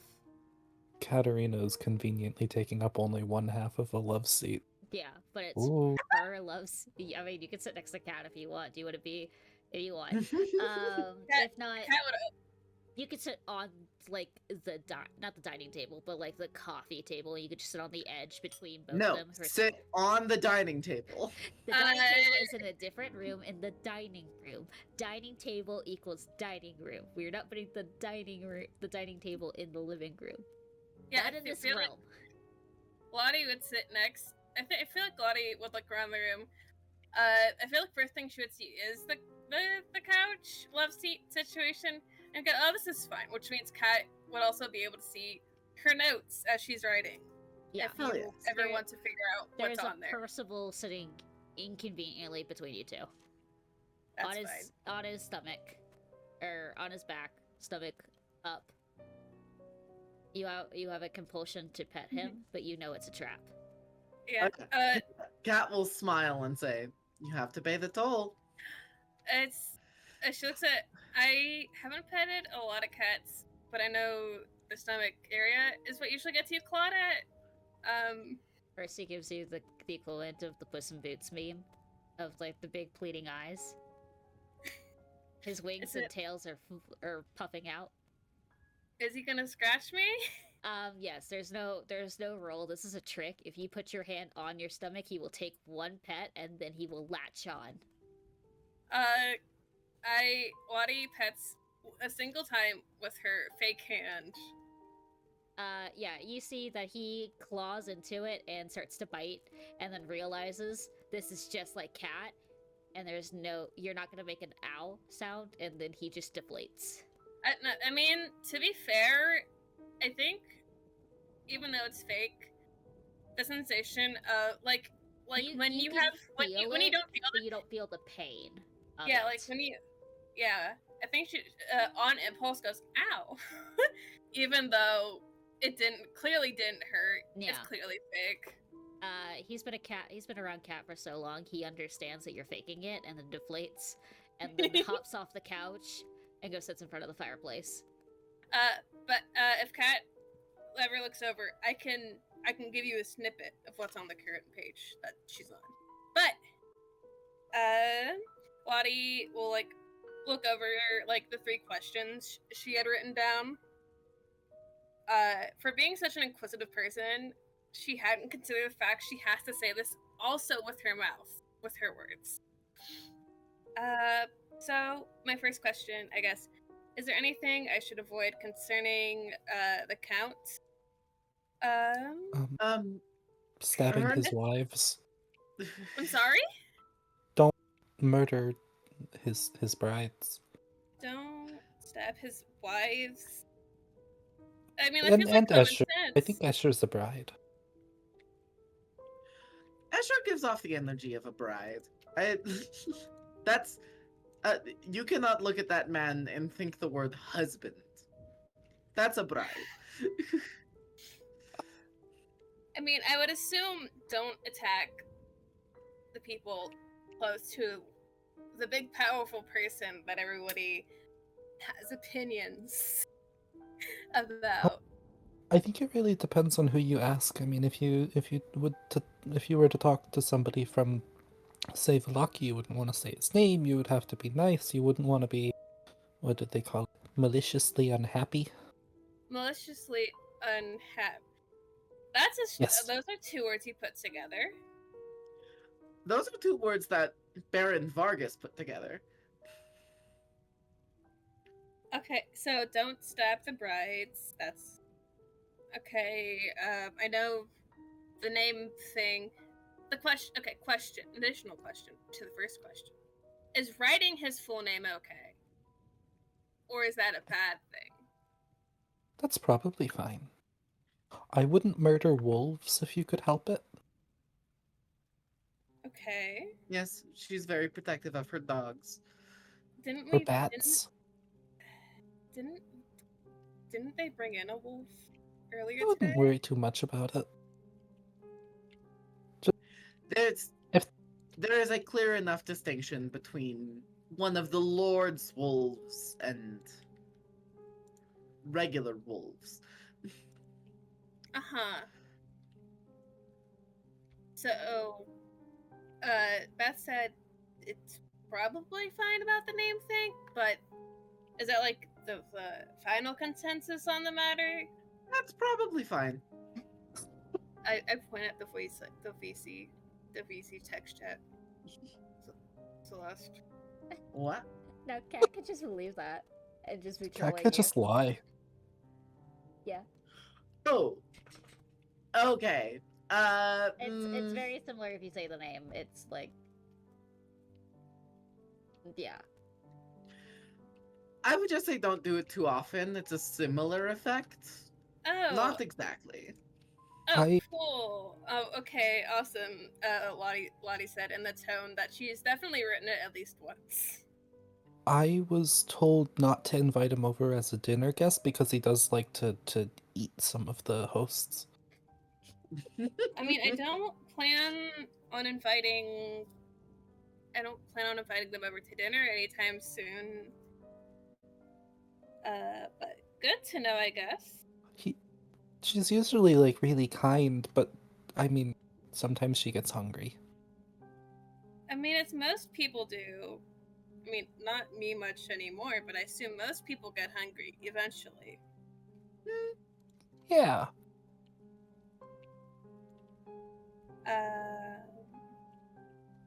Okay, I don't even need to write down the dinner thing. I'm not gonna need it. Watch it bite me in the ass later, though. But, can she be reasoned with at all, or is it a fool's errand to even consider? So I feel like I'm getting the feeling that it's not gonna be easy, and it's not gonna be fair.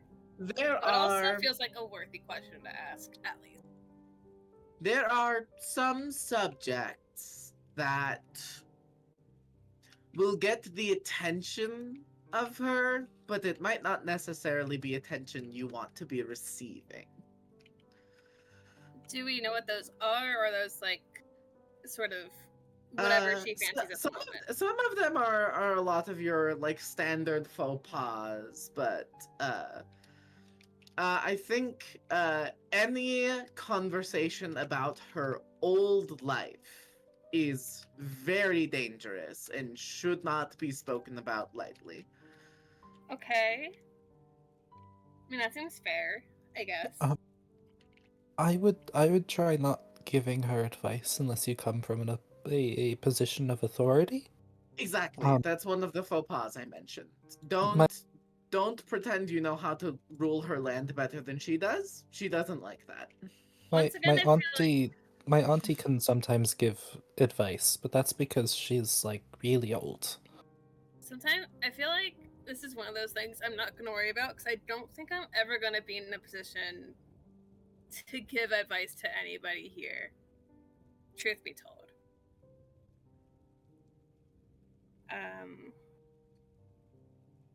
So just don't kill wolves, his brides, or bats. I wrote bats instead of bats. It's fine. I'll fix that. Don't write or say the full name, and don't mention. And getting attention is always not always a good thing. I.e., old life and faux pas and what have you. Is there any like general information that I should have on me just in case that I'm gonna have to like be aware of, or is it just sort of learn as you go? General information about what? The count. She lives in a castle. Well, I know that much. We were there. I think with kind of a sly grin on her face, Kat will say, she doesn't like people who ask too many questions. It's okay. Look, not everyone's a fan. I get it. Mm-hmm. You have experience with people not liking a lot of questions being asked of them. I mean, before and she like showed a gesture to herself, like her arm. Before this all happened, I was kind of an academic. So they asked. I've been like this for as long as I can remember. I've dealt with enough people going, "Hey, that's enough questions." And after a few experiences, I don't push past it, unless well, no, there's no unless. I like living and people not being mean to me. Oh, that sounds silly. But yeah, I have experience in avoiding asking questions of people who don't want them. And if you ever don't want to answer questions, you can just tell me, and I'll back off. But I just like learning about things. I would avoid taking heed in a lot of the rumors that people will say around the towns because for as much as superstitions can be helpful, the Count is the land. A lot of them won't matter. Okay. I mean, rumors are, by name, something take with a grain of salt. Anyway. But I guess it would go doubly for here, I suppose.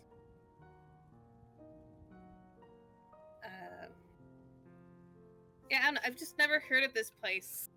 Yeah, I've never heard of Barovia before I came here, right? Roll a history check. It's at disadvantage. Oh yeah, my first roll's at disadvantage. It was going to be a disadvantage, irregardless. History. I almost lost it. It's a 12. Nope. Yeah. I mean, okay, cool. I suppose dinner is probably gonna be done soon-ish. So I won't hold up any more of your time. I'll probably have more questions later. I always have more questions later. You do not need to bother about taking up time. I'm always happy to help less people perish prematurely in Barovia. I mean, I would like to not die a second time. That would be pretty cool. Exactly. Neither would I. So I do have one more thing before I go. Mhm. You said the mists can take things as well as people, right? Yes. So when I died, I had a journal. And when I got up from dying, that and my arm were missing, and I spent like a year scouring for any sign of it. Is there any chance it would have ended up here? I mean, did you die near a cloud? I think there was mist around me when I died. I'm pretty Maybe. Or a bear ate it. Well, I mean, it's kind of important, and it would really suck if it was just gone forever. Cause it has it's like when I was alive, I put a lot of stuff in there, and there's like information about somebody I can't remember in there. So I would really like to find it, if it's still here somewhere. But that's my own thing to deal with, I guess, while I'm here. Losing it in a land I'm not familiar with is kind of nerve-wracking, but you know what? It's okay. We'll figure it out. Okay. I was gonna say, you guys see a little bit of like the pink hair that Lottie has turn slightly blue. Like I feel like it's like the frosted tips. Yeah, you're getting like little frosted tips on your petals of like your pink hair. As like you're starting to worry, and it's like, yeah, you understand, you have thought like clearly the journal. What if the journal just got snatched? What if a bird picked it up? What if a squirrel ate it? And now that's saying, what if a bear ate it? And you're like, okay, so what if it is gone? Is it really gone? I don't know if it's really gone. It feels too important to be gone, but what if a bear did eat this? And then it just starts freaking you out a little bit internally. Yeah. And like, I feel like your hair is reflecting that, just very faintly. It's definitely her, like, after like the rambling stops, she's definitely trying to like put on the through the filter of spring, but also definitely trying to look like I'm definitely very normal about this and I'm not stressing out of my mind. Your hair is just turning blue to reflect it, but like not enough to completely shift you, I would say. Your hair does that too. So I, depending on my mood before I go to bed, at night, sometimes I change, or I used to before I died, and now I've been like this for about a year. Oh, it doesn't do it all the time? I used to change whenever I had really strong emotions. Like, you know, my whole, like, you know, sort of like a theme. Like, you know, like I'm pink right now and I have like, you know, like I'm happy. But, you know, I can be blue, I can be red, I don't know. I haven't been other seasons in a really long time. So it's. But anyway, that's all I had. I won't bother you guys anymore. I'm gonna go see if dinner is ready. You're not bothering. Yeah, thanks. But thank you guys for answering my questions. I'm sure I'll have more later. But yeah, thanks. And I feel like she's like very clearly like hurriedly trying to start to get up and like close her book and like Yeah. get ready to go. And if no one else has anything to say, she scampers. I would say to you, Lottie the character, Mm-hmm. this isn't like this only happened, like this is a first time instance, so like it turns slightly blue. That is probably every time you experience a very strong emotion, it very faintly changes, but you've never got like Right. it's to stick. Never like a full change. The only thing that you have full control of seasonal change is the power that is in your arm. Yeah. That like is attached to your true essence of being a former Eladrin. But Right. like I'm not gonna say like this is a world-breaking thing for you. This does happen frequently. It's just that is as far as it's gotten. You haven't gotten it to take a step further. Yeah, and I or feel like completely change. You've been stuck in spring Yeah, for Lord knows how long. yeah, that's sort of what she meant. Yeah. And this has sort of been her, and like also her trying to function through stress brain. Yeah. But yeah, Is there Are you gonna anything? take? Yeah, Stress. Jess rolled a d4 for stress. Oh, okay. Yeah. A little bit of stressy-wessy. Don't worry about it. It's but fine. that's it. That's all I got. That's all you got? Okay. That's all I got. Eventually, all the gaggle fools except RA and Ismark, because they're already in the dining room, have a very excited Irina, telling you that it is dinner. And finds it weird that most of you are in the same room and goes, wow, could have invited me. But then she's like, okay, come on, dinner's ready. I'm sure you have a lot of questions, and I was given full freedom to answer all of them. So come on. We go. Yeah. We fucking Lyon. You guys get brought into the dining room. It's like one of those really, like, rooms off to the side. That's a little bit away from the kitchen, a little way, like, a hallway away.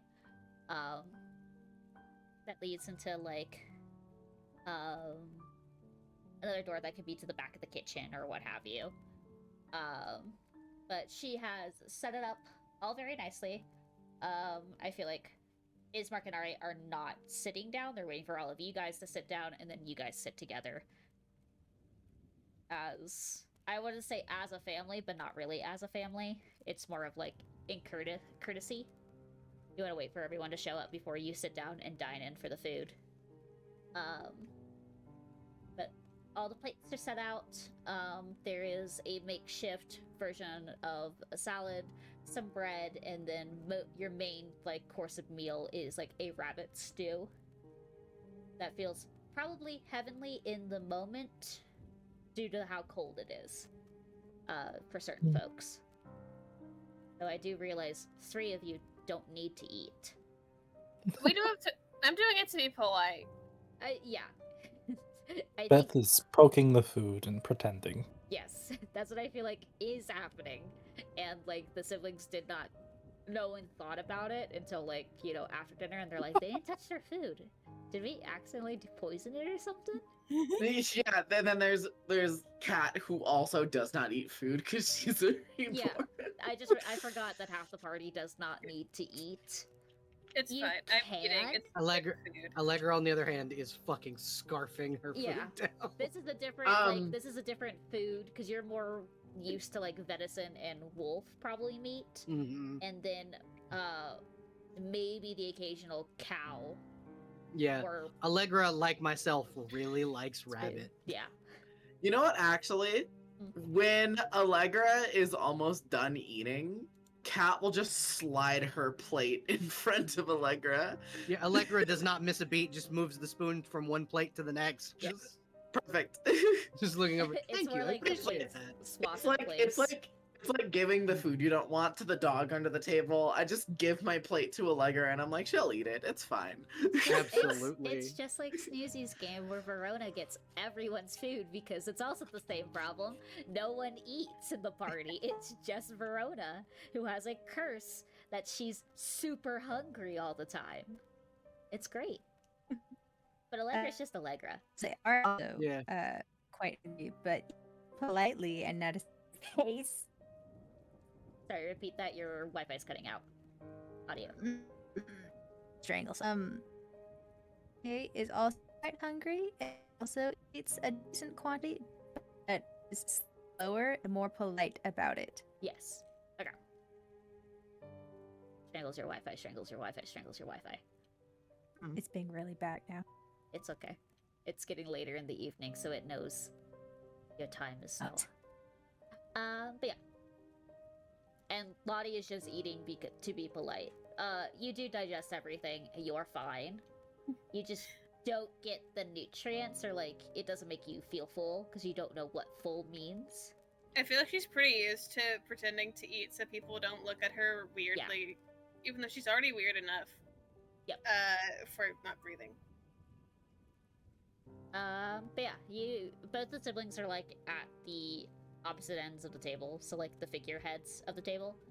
And then two on one side, three on the other side. I imagine. Is how seating arrangements work. But if you want to have idle conversation, otherwise Irina's gonna start chattering. Go for it. Okay. Probably halfway through her meal, Ismark and Irina share a look, and it looks like they had a minor pep talk because Ismark does not look like he wants to talk unless spoken to. So Irina just starts going, and she goes, "Okay. So raise your hand if you're new. We assume it's only two of you guys, right? The rest of you live here? Not in Barovia Village, but like in Barovia. I feel like the two newbies raised their hands. Yeah. I was just like, okay. Didn't raise it. Or not. Yeah, you nod. Lila raises. And she nods her head and goes, okay. Are there questions you have about how everything works?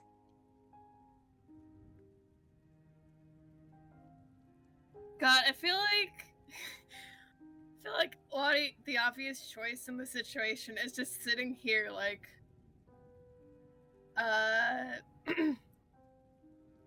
like considering. Is there any, like, aside from the, I guess, obvious situation that's happening?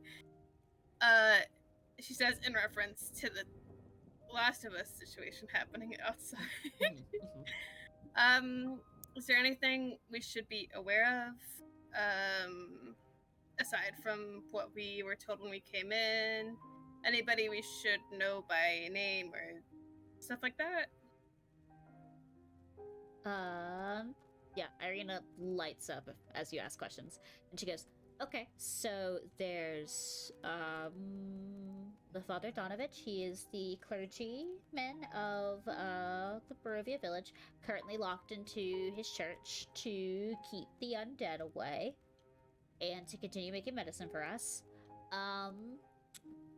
The burgomasters of Balaki are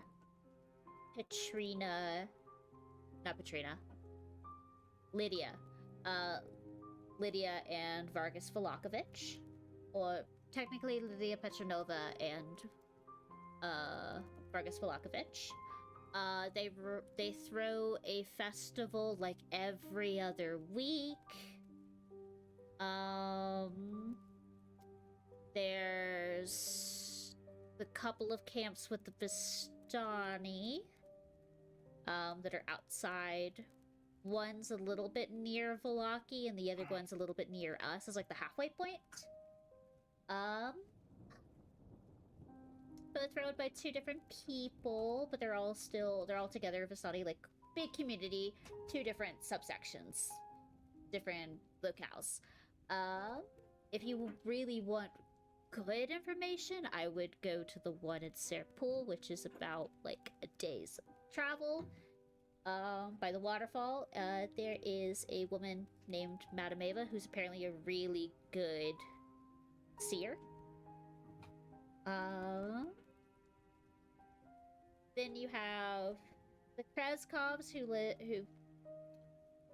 are in Krezk. Krezkov's Krezk, easy peasy, can't forget that. Which Abby, she says the names. I don't remember what the wife's name at the top of my head. I don't want to look at my notes. But she says the names to them of the Krezkovs. I know one of them's Dimitri. There's the son Ilya. When I remember their wife's name, I will tell you.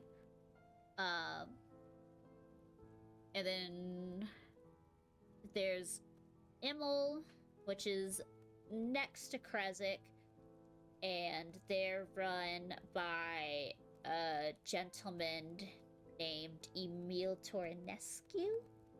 Not anymore, unfortunately. Hey Abby. Yeah. Baroness Anna Krezkov. Anna Krezkov, thank you. You're welcome. Anna, Dmitri, and Ilya Krezkov.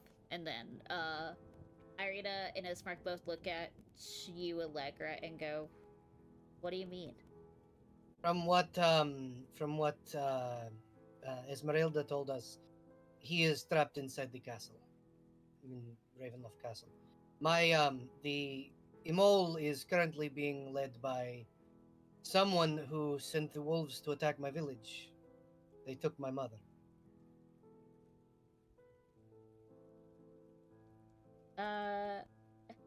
Irina looks crestfallen at the information.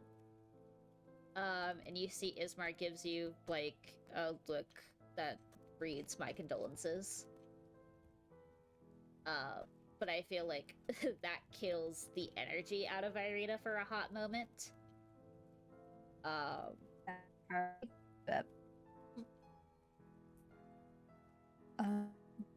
As I was attempting a rescue,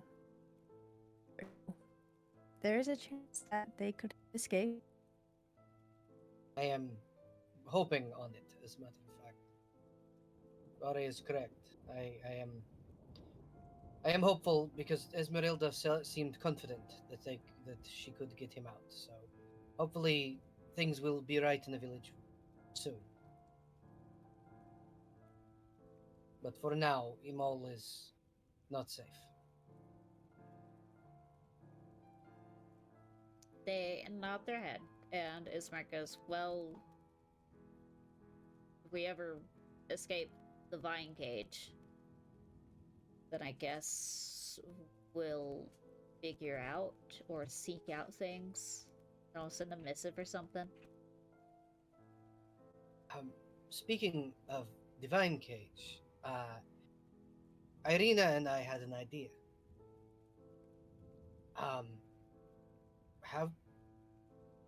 I was hoping to capture, not alive, obviously, but capture one of the undead and study it.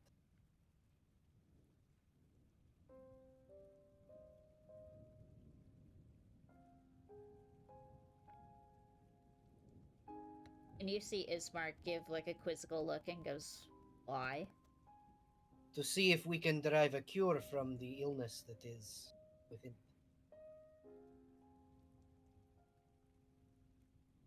You see he nods his head, like a situation that didn't click to him, and he looks over at Irina and gives her a look, and then she shakes her head, and then he gives her another look, and she goes, "Fine. Ismark wants to know, Irina. Ismark wanted to know, are any of you healers? Or good I at am. medicine?" I am. It is my specialty. See, all you had to do was ask. And she sticks her tongue out at Ismark. And then goes, and you see she claps her hands and goes, so? I should have asked you when we were up in the room. That was actually really stupid of me. But I also got pricked by a really nasty needle, so distracted. Okay. So our father, ours, looks over at Ismark, was one of the first many who got struck with whatever is basically killing the whole entire village, and right now the father is made a cure, not a cure because it's not curing the disease, it's more of like keeping it at the stage it's at. So your father is infected. Yes, maybe. Oh, curative magic is not working. I try cure wounds, doesn't work. That's all I know, though. Cure wounds and a healing word.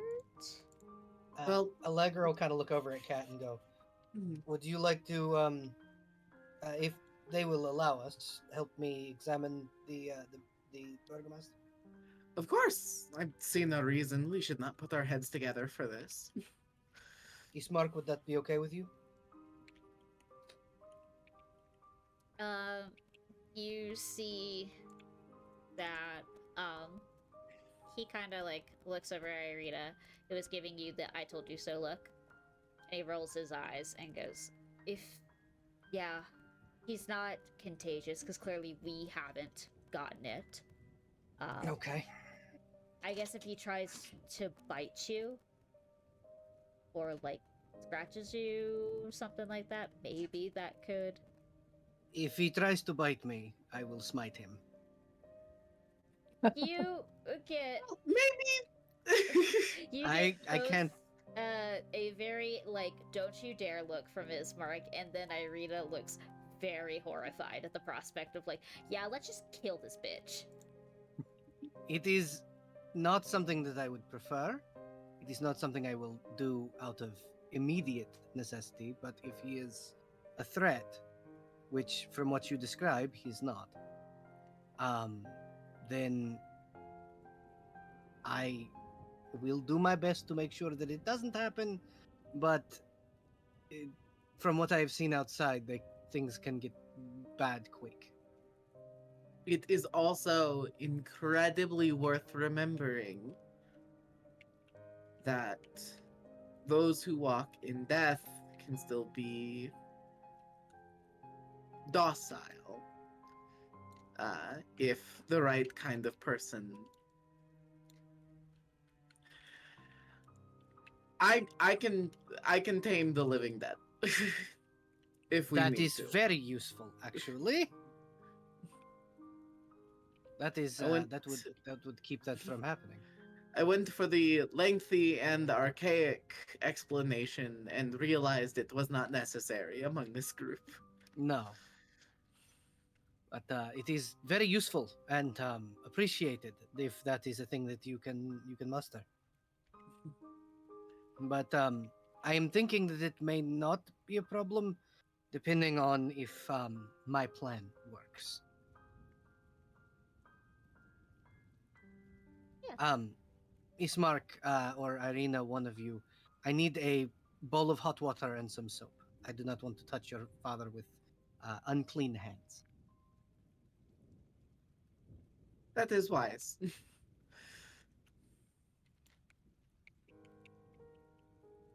I was gonna say both of you don't need it, but the ideology of like if you touch someone else or touch something else, then it would it's track.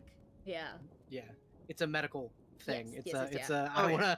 I want to make sure that if I'm doctoring someone, I want to make sure that they don't get sick Yes. from my germs. Yes.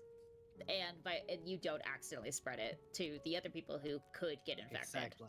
Yeah, because I was Exactly. like, Cat can't get it, and you can't get it. But I other would- people can. Yes. Lynx has something that Ari wants to say, but the are waiting for their Wi-Fi to stop being a little homophobic little bitch. Wi-Fi. And fuck that Wi-Fi. Stop that. I'm the person who has the Wi-Fi problems, not you.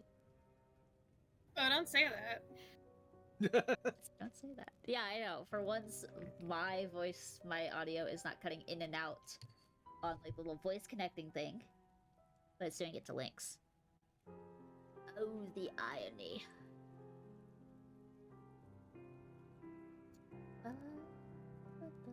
Come on, Lynx. Come on. Come here.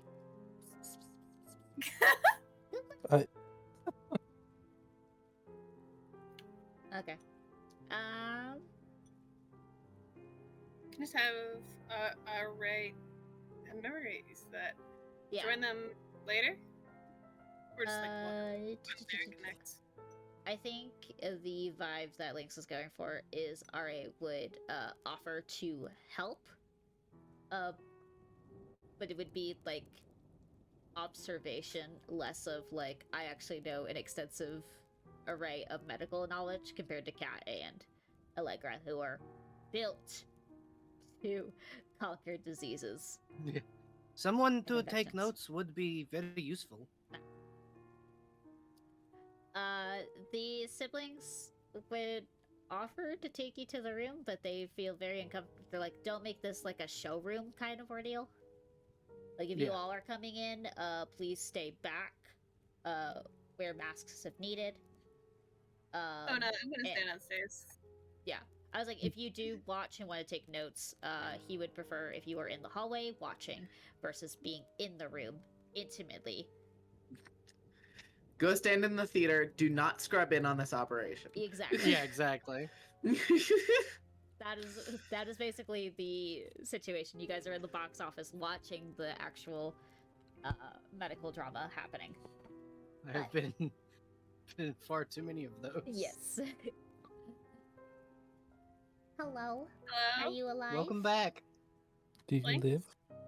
Yay! There you Yeah. are. Okay, we're back. Okay. Welcome back. What did you want?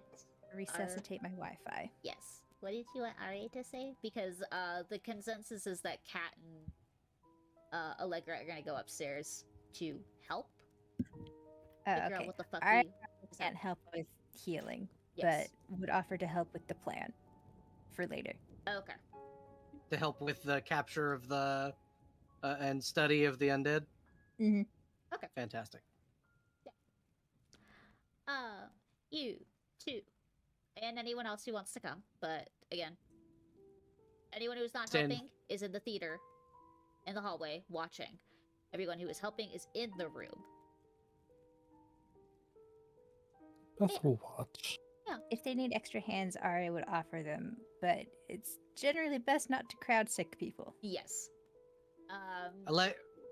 At this point, the only things really that Allegra at least requested was hot water, soap, and if we have them, gloves.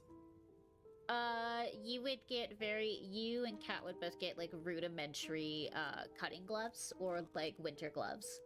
Like they don't have like these, plastic gloves. Well, reusable gloves. in like medieval times, what they do is, what ballroom gloves look like? Yeah. It would just be those, just cut off at the wrist. Okay. That's what medical gloves were back then. Gotcha. Or like big, thick leather butcher's gloves. Yeah, I feel like it would be more of that nature. Depending on like the procedure you were doing. Yeah. Because if you were doing something with more bodily fluids, Yes. let's say, it would be the butcher's gloves. I feel like they would have the butcher's gloves mainly because of Ismark dealing with Yeah. skinning and everything, cutting, the meats and what have you. So he would have that at ready, and he'd probably have an Mhm. extra pair. They're a little bit too big on Cat, I would say. So Irina gives you the equivalent of like a rubber band or a hairband to like keep them taut at their Yeah, just a pair of ribbons. keep them taut at the wrist. Incredible. Irina does come in because she is also a natural healer. And she's also very carefully warming the bowl up with like a like her hands are just very lightly creating a small, like, her hands are not generating fire, but they're generating like a heat. spark. Yeah. Yeah. Like, she's keeping the burner very low. So she is keeping the water not boiling, but warm enough to, like, kill the infections. And Ismark he just lets you into the room. The door was locked. You guys go up the stairs all the way into the back of the house. Okay. Which is the equivalent of, like, the master bedroom. That Allegra, has... before going in, is going to use divine sense to make sure to double check that he's not just straight up undead already. No, your undead smelly senses are coming from Lottie and Cat. Cat. Noted. You can sense some sneaky Allegra will undead. not make comment. And Percival. Forgot about Percy. Yep, Yeah. Percy is also stinky. Yeah, Allegra will not make comment about her companions, but will look over to Cat and say, "My senses do not tell me that he is undead quite yet, which is a good sign.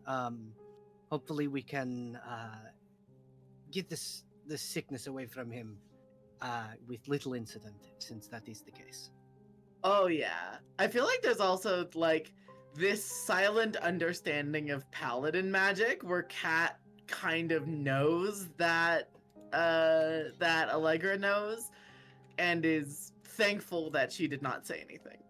Yeah, she's very Allegra kind of gives her a knowing look and then is like just kind of very respectful about it, like, this is a new friend. I'm not gonna bring it up. Yeah. That's a touchy subject. This is a conversation we have far Just in like 2 just weeks the from now. idea an alternate universe, we're just in the middle of it. Allegra goes, "You're dead, Cat?" And Cat's like, "Great. Thank you so much." No, this is just Allegra at the Just the moment. Just Out of the noting, bag. just noting. Don't cast Turn Undead around Cat. Hey, could be sexy. This is also an alternate universe. I am staring at you. Frozen, for the audience, is listening in the VC, and I'm staring at him. Because he did that to me. I'm watching you. Little shit. I love you. Mister, you're undead, and I'm like, well, cat's out of the bag. Here we are. But, yeah. Ismark opens the door. And I would say that's when you cast Divine Sense, because Divine Sense can't Yeah, go through I think those it's doors, Yeah, which is yeah. stupid.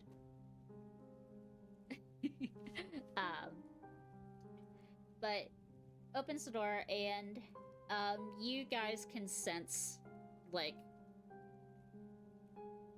I want to say the equivalent of, like, mildew in the air. Like, mold and moss and fungi are clearly growing into this room, but compared to everything else in the house, it's been, like, quarantined into just this room. You could clearly see that placed around, like, on higher countertops near the doors, there is, like, a bowl that has been used, and, like, Irina, like, switches it out, hands it over to Ismark, and he takes it and goes to just properly dispose it along with the rags. We should Allegra will kind of look over at Ismark and go, once if my abilities work, and we are able to get your father out of here, we should find a way to cleanse or detach this room from the house. He nods his head and goes, Probably a smart idea. There's some carpenters and Balaki we can contract or what have you, or I can do it. Fuck it. I will help if necessary. I do require one more thing. I will need, if your father can be cured, a mask for him. He nods his head. So that he is not immediately infected again. Mm-hmm. And he'll exit the room. It's more, there's no closed door behind you. Yeah. But he leaves the room and you hear him go down the stairs to, like, fetch proper dressings and probably a new set of clothes before his father. Yeah. But yeah, you guys sense the smell of like mildew, or not sense, you could smell it in the Yeah. room, and you could see like patches of like not mold, but like moss, and just a little bit hint of like, I would say the whole room is molded over. It's just little patches here and there that are intermingled with like the moss, and you see an occasional like odd vine or flower that is like peeking through the walls of the exterior of the house, trying to come into the interior. Mhm.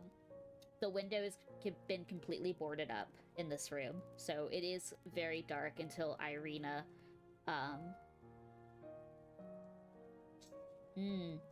No, she wouldn't turn on a flame in here. Let me check something. I think I might have the light cantrip. I did tell you I took it out of Acer Bloods, but you can keep the light cantrip for the campaign since I suddenly changed it. But Okay. I thought them having just the light cantrip was stupid, and then I decided, you know what, I'm just gonna give Asimar's fucking wings at 3rd level. Well, 'Cause I fuck also that. have it as a paladin. Okay.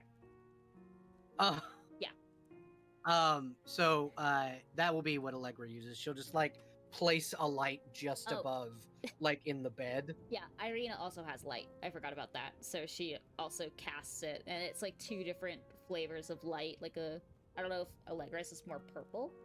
Yeah, Allegra's is like this purple light, like almost UV light, Yeah. essentially.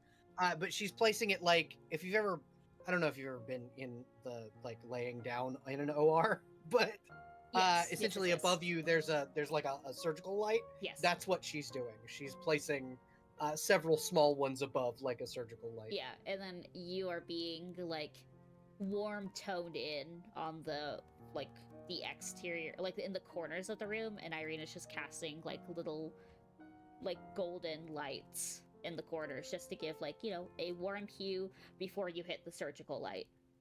Yeah. Your eyes are better to adjust to the light. Very theater in the mind. It feels very dramatic in this moment. Yeah. Allegra will look over and nod and thank you, Irina. I appreciate you.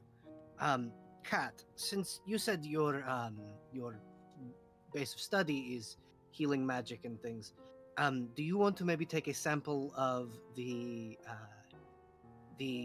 moss and things while we have the opportunity, and before I heal him?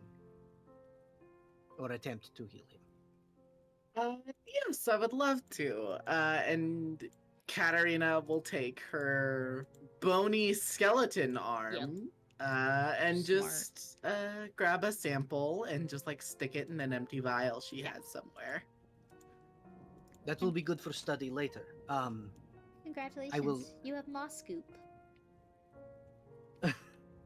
And then Allegra's going to wash her hands and place them just behind like the jawline of the burgomaster, and burn 10 points of lay on hands, 5 for cure disease, and then 5 just to give him just that peppy feeling of having 5 more hit points. Yeah.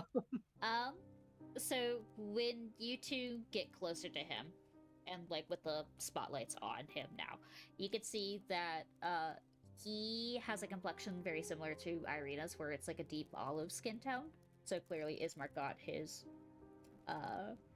skin tone from his mother, or someone in his ancestry, a great grandmother, who knows. But despite being, you know, olive in complexion, he is very ashy gray, or he's starting to get ashen, like lack of blood flow, very weak. He is both hot and clammy at the same time. So he feels like he is going through like the shivers of a cold, but he's burning up a fever. And you can see that in the corners of his mouth, there is like what looks to be like traces of blood that have started to blacken and corrode, in a sense of like there's something in his bloodstream that is not very good. And like his veins are bulging in the sense of like not in a blue and purple and red healthy color scheme. It's more like a dark purple and almost black, like it's a necrosis running through his body. Awesome. You are sure that he is not undead. Hmm. But he's Um, getting there. It's like if there was 5 stages, he's at the halfway point. Yeah. He's like almost 2.53. He probably doesn't have another couple of more days before he could turn, but the medication that the father seems to be supplying seems to like stop it at this stage.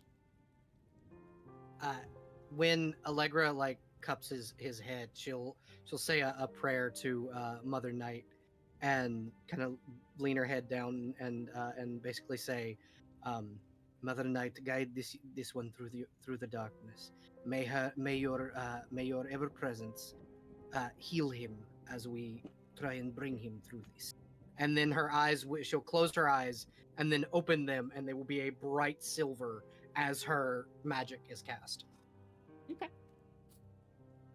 You watch as like everything seems to reverse. Like he seems to have color in his skin. The fever goes faint.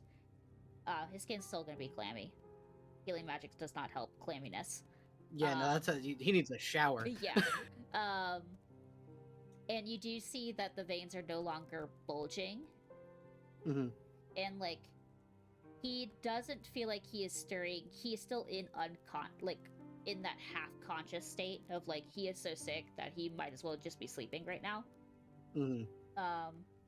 And like if you like pull down an eyelid or something, there is clarity in his eyes. He can see and everything, and he's aware that something is happening, but he is just too weak, even with the magic in his system, to properly like talk.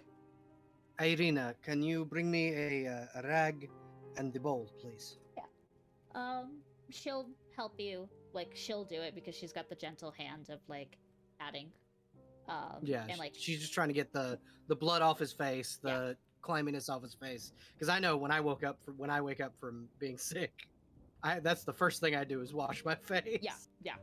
And then Allegra will pick him up when they're ready to go. You go to try to pick him up. Mm-hmm. And Cat, Mm. because you're more magic based than Yes. Allegra is. Waha. You feel an intensity in the room as like this divine magic has, or what appears to look like has cured like the status of the father, and you feel that the divine magic is being clenched tighter and tighter until it basically puffs out. And then you feel this overwhelming, very powerful archaic magic kick back in. And like as Allegra tries to help him up, you see that he is like seizing, and like the blackness in his veins are slowly starting to come up. And he just Put him down. Put him down. Yeah. Put him. Yeah, she will immediately, and then ready herself. Yeah, you kind of put him on his side so he doesn't choke, kind of ish. And Irina like dumps the water, or like not dumps the water, but gets like a bucket or something, and like he coughs up, and then it's just black sludge that enters the bucket. So It is not just sickness. have we rested since the last time? No, this is Okay. day 1. You're still Okay. walking. So I'm down to 2. Okay. Because I was going to try and put more lay on hands into him, but I don't have enough for another cure disease. Well, Do you? Cat might be able to amend that in a moment. I was gonna say, you, Allegra, in the moment saw that your magic worked, and it healed him, and the disease was cured, but now it's back. It is not just sickness. There is something malevolent that stirs here. It's a curse. not necessarily a curse. There is a magical quality to it, yes. But it does not. I'm a witch. I know curses. This is not a curse. Oh shit. No, there is. Can I make an Arcana check? Yeah.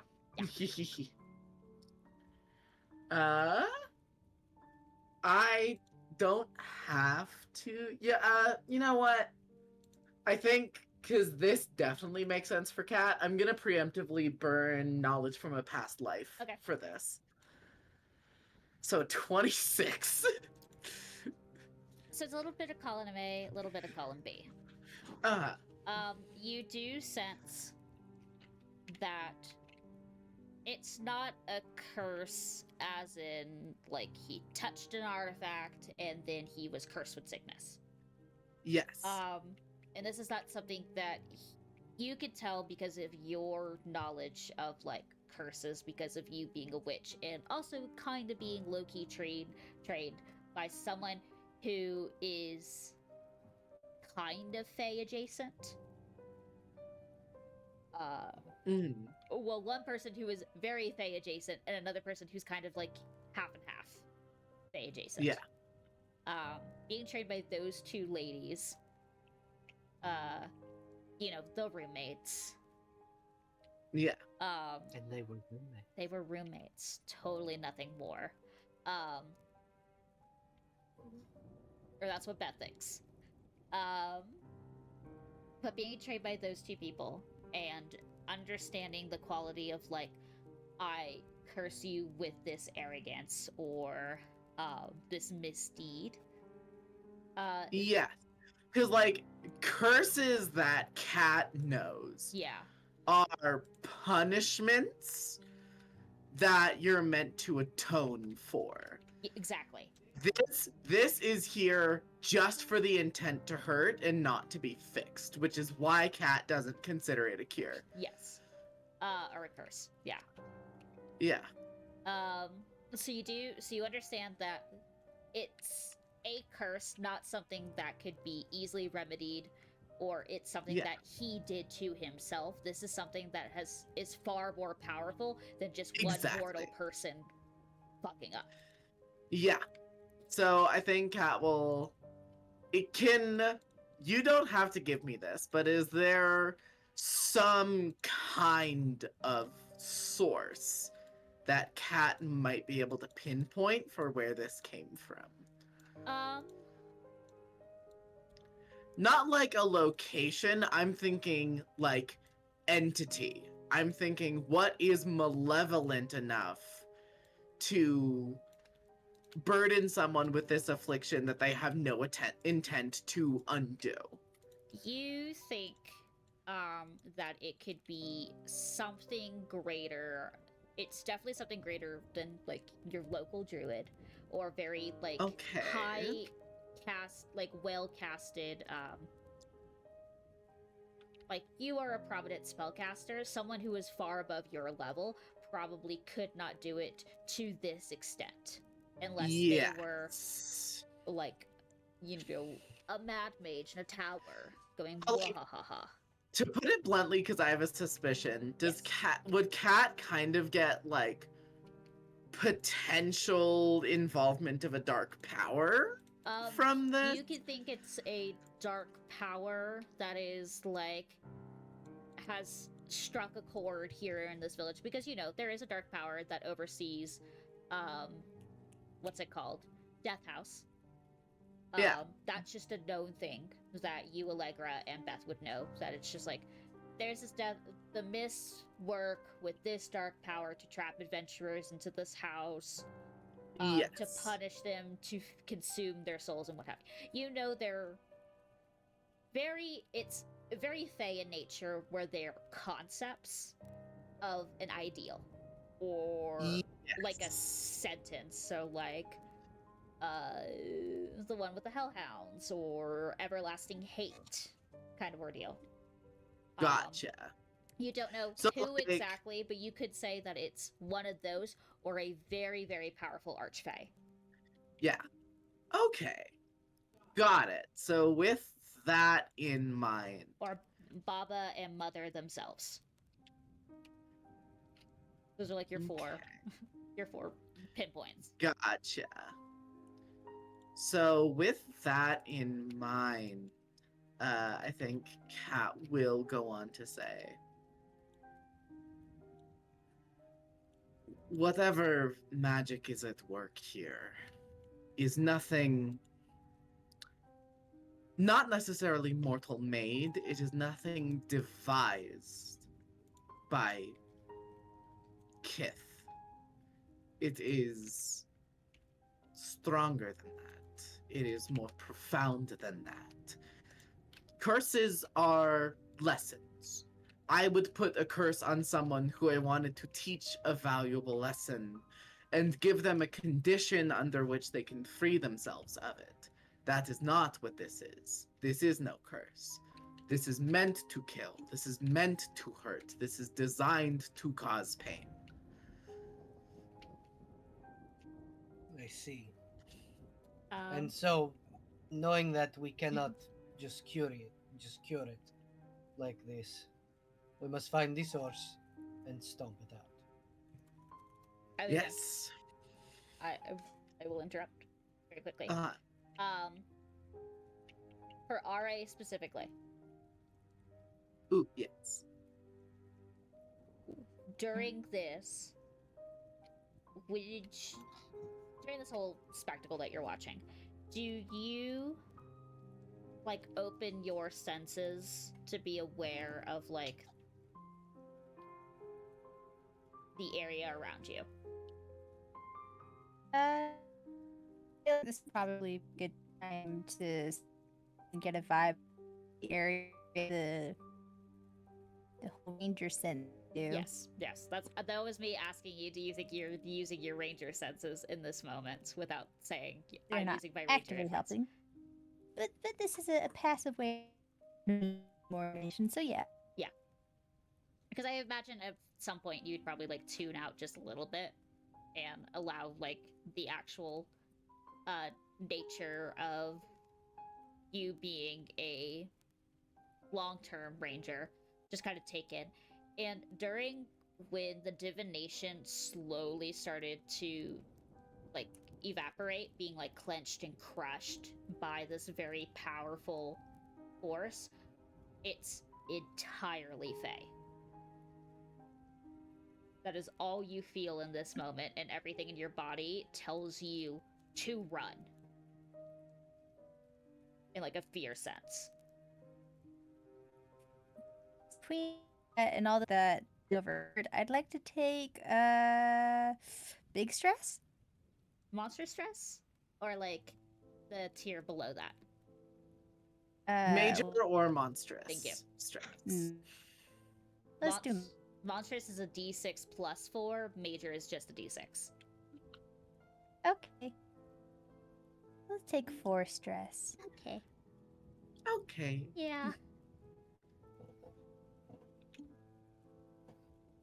But that's why I was asking. I was like, if you say, yes, I'm attuning, you were just hit with that wave of like very overpowering fairy magic that tells you, like, all the senses in your training tells you, this is not something I can fight, run. This is a force to be reckoned with, kind of ordeal. Very similar to your best friend. And yeah, you know, your friend. Oh, Yeah. my friend. Yeah. Your friend. The fairy. Okay. All fays are yeah. Ari's friends. We know this. Yeah. This is why they're the Yeah. favorite enemy. Best of More- friends. More like a favorite frenemy. I don't know. We could have a friends to enemies, lovers kind of ordeal. Who knows?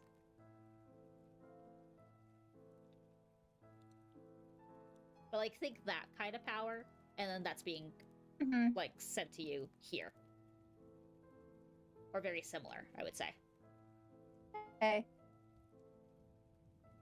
Uh, um, was in about curses and stuff, right? Yeah. Like I, after having said that, would get step in the room, just kind of lean against the wall, casually. Your audio is so jank. I assume you walk into the room, lean on wall casually. The room, wall, yeah. Yeah. I'm sorry, you've been affected by the Mitchism. I don't know what the problem is. We've had technicians come to try and fix it. That just came through so clear. Yeah, it's great now, but not when I say important things. I feel you so much. I understand this problem. So yeah, Ra enters the room and just kind of listens and sees if there's a point at which their expertise is needed in the conversation. Okay. And then back to Kat and Beth. Not Beth. Kat and Allegra. I'm Oh, also thinking also- Belle in my head too.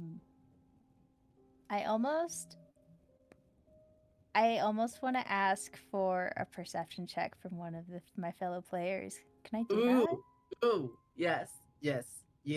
Perception or insight, I think would either could work. From I'm good at Kat. insight. Bet, absolutely. Mm-hmm. You asked a player's favorite thing. Hey, I want you to figure out what the fuck.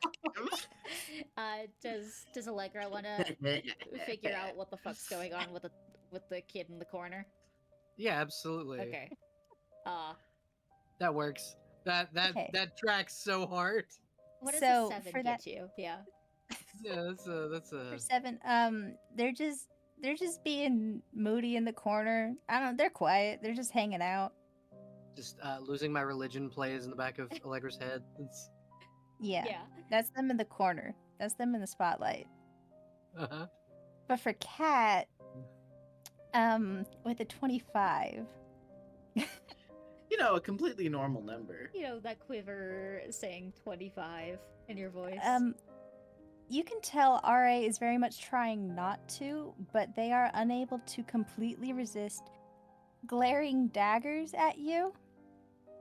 You can tell that they might have some kind of vendetta against Fae or witches or something that you were talking about. Something that you mentioned is something that is very personal to them, and it has upset them. Ooh. And now they seem mad, or at least wary of you. You you know that Sim's reaction, friendship lost. Oh wait, I have it. Uh-huh. I have it here. Hold on. Yeah, your friendship with RA has reduced. There you go. Sims hate. Mm-hmm. Okay. We have Sims love and Sims hate in here. Sim loves. Kat will cock an eyebrow up at you curiously, but won't say anything.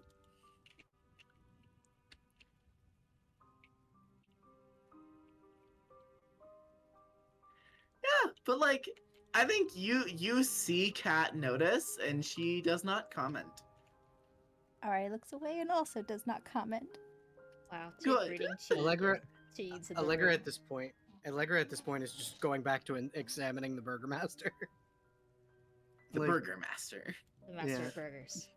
and just sitting there looking over him and going, like, mumbling to herself. I mean, I could try again if I rest. I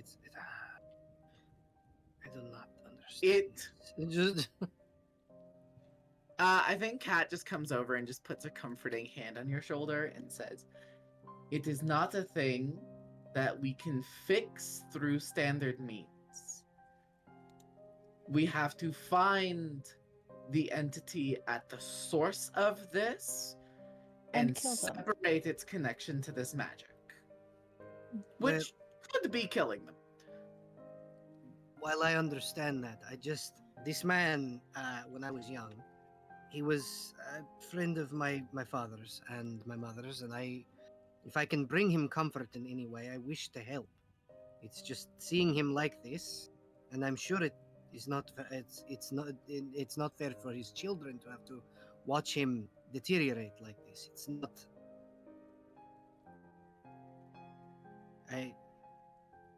It will be fine. We will find out what is doing this, and we will fix it. Exactly. Nothing is solved by inaction. So, we act. Agreed. I have a missive for the father in Irina's room. I'm going to the study to see what I can find, if anything, about local powers. If you would like to join me, you can. I would appreciate the help. Of course. Just give me a moment, but I will head that way. Thank you. And then Allegra will head out and kind of look at Irina and go, I am sorry I could not be of more help. I will try again once we have resolved the issue. You could see Irina in this moment looks mostly terrified, but not in the sense towards you guys. It is how violently her father felt cured and then got sick again. And she just nods her head very mutely, and goes back to, like, at least wiping the sweat off of his brow and, like, cleaning up the side of his face. And she very quietly goes, I'm gonna go get more water. That is a good idea. I can. The others may help. I am going to go investigate what I can about what may be causing this issue. Irina, stay. I'll get water. Actually, I'll come with you to get water. If you would like. I would like. I go to get water. I go with Allegra. Allegra? Got it. Alright. God damn it. Yeah, I go with Alright. Allegra. Finally. And I Too many think names. when we're far away enough from prying ears, not even looking, just like casually remarking, Cat will say, Cursebound? Oh. Okay.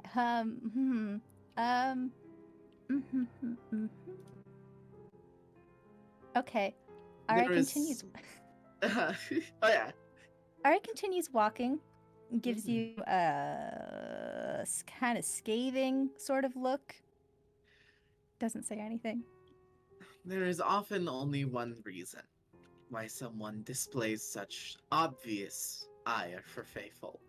Are all of them trustworthy? Of course not. I know that. You know that. But only one who's been scorned by one carries that look. I won't pry for details. You don't have to share any details. But if I had to guess, you are cursed in some way. I apologize for my lack of decorum previously. Again, I do not mind. There are very vengeful and vindictive fairies out But there. I would appreciate if you would refrain from speculating about my life. Which is precisely why I said you can withhold details.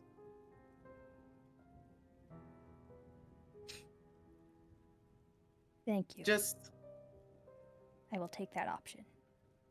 good. They are my expertise.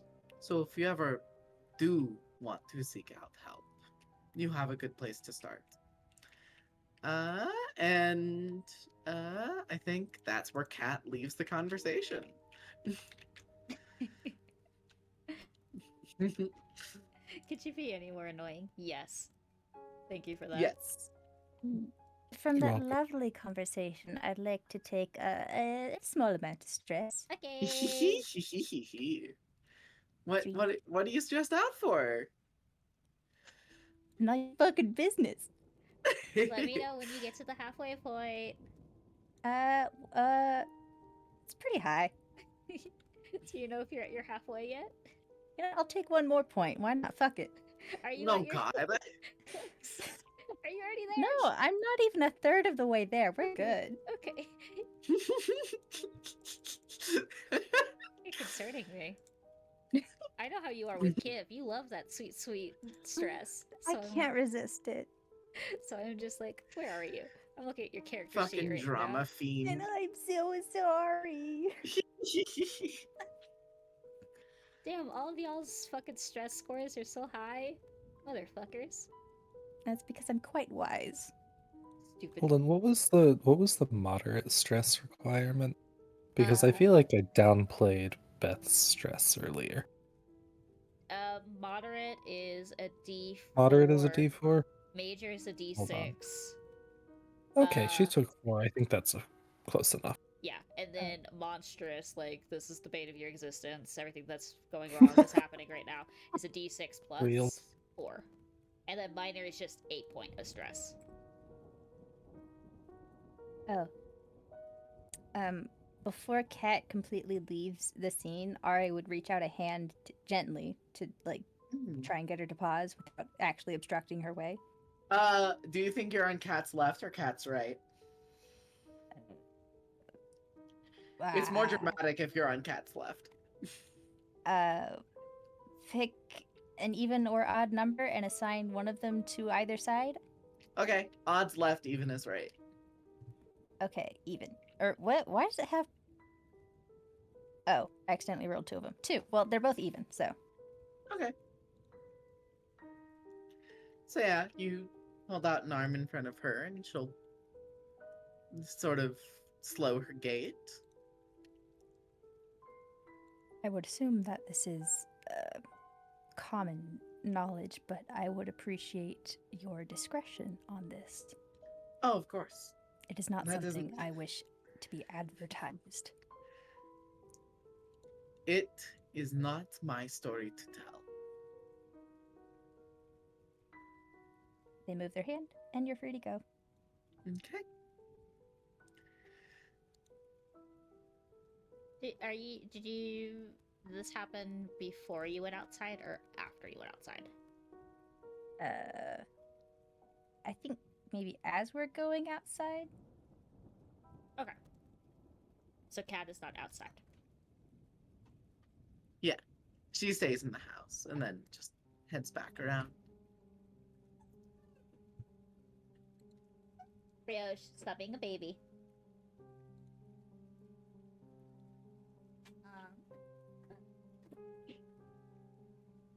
Got the Pokeball. It's okay. Yeah, it's fine. The camera fell as it falls. They promised me that. Yeah.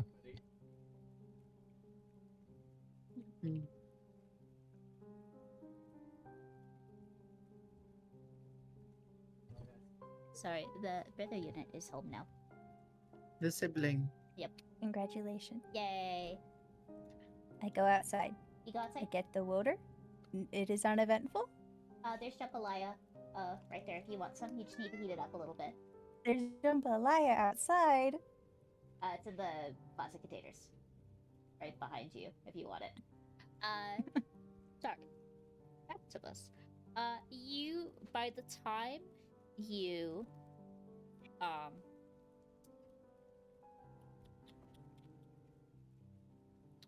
by the time you get the water and, like, you are walking back to,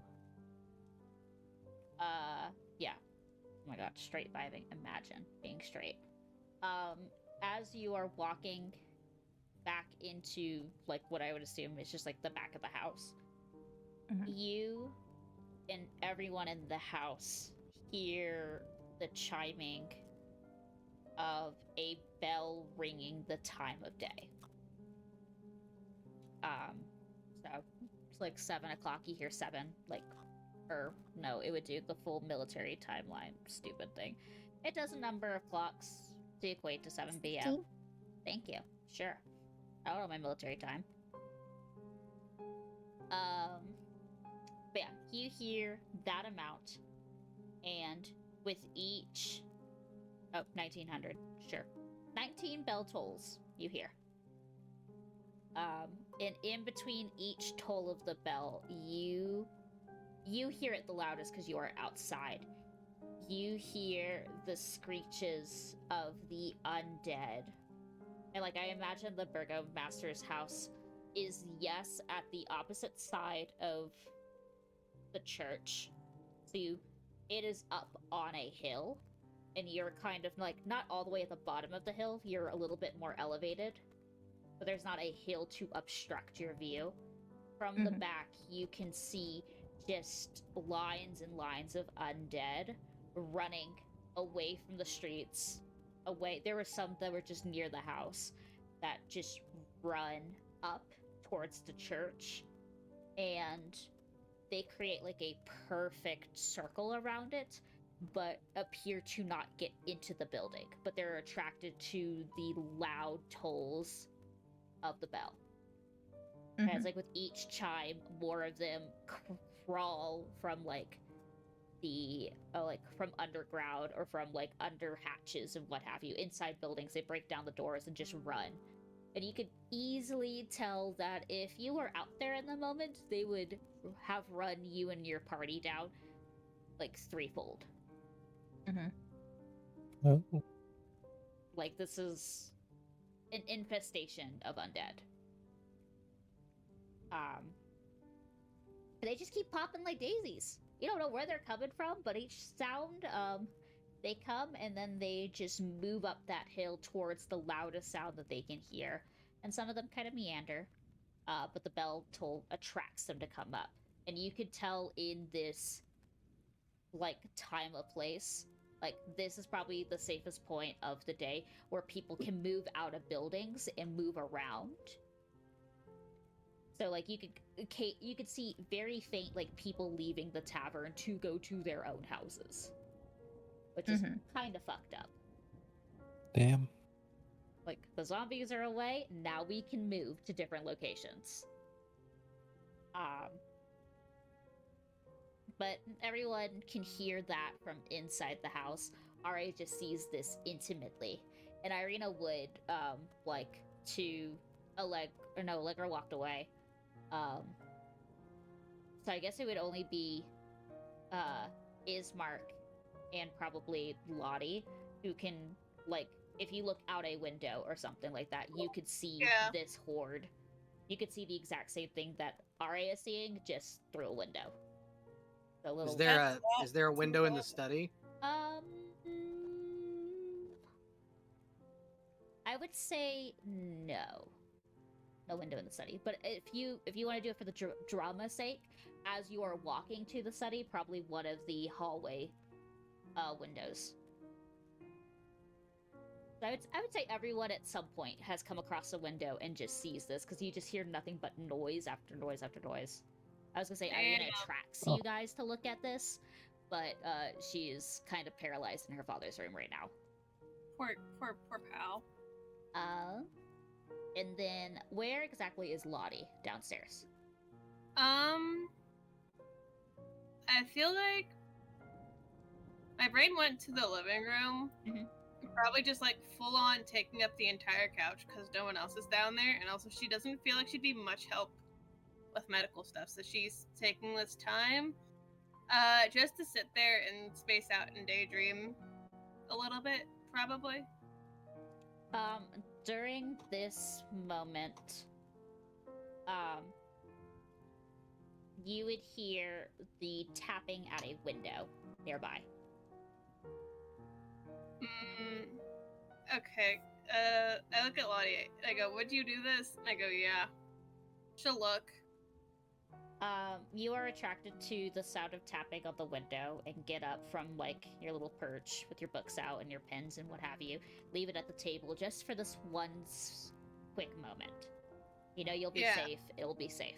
You get up and you go to the window and you see a little tiny white bird perched on the windowsill with a bundle, what looks to be a bundle in its beak.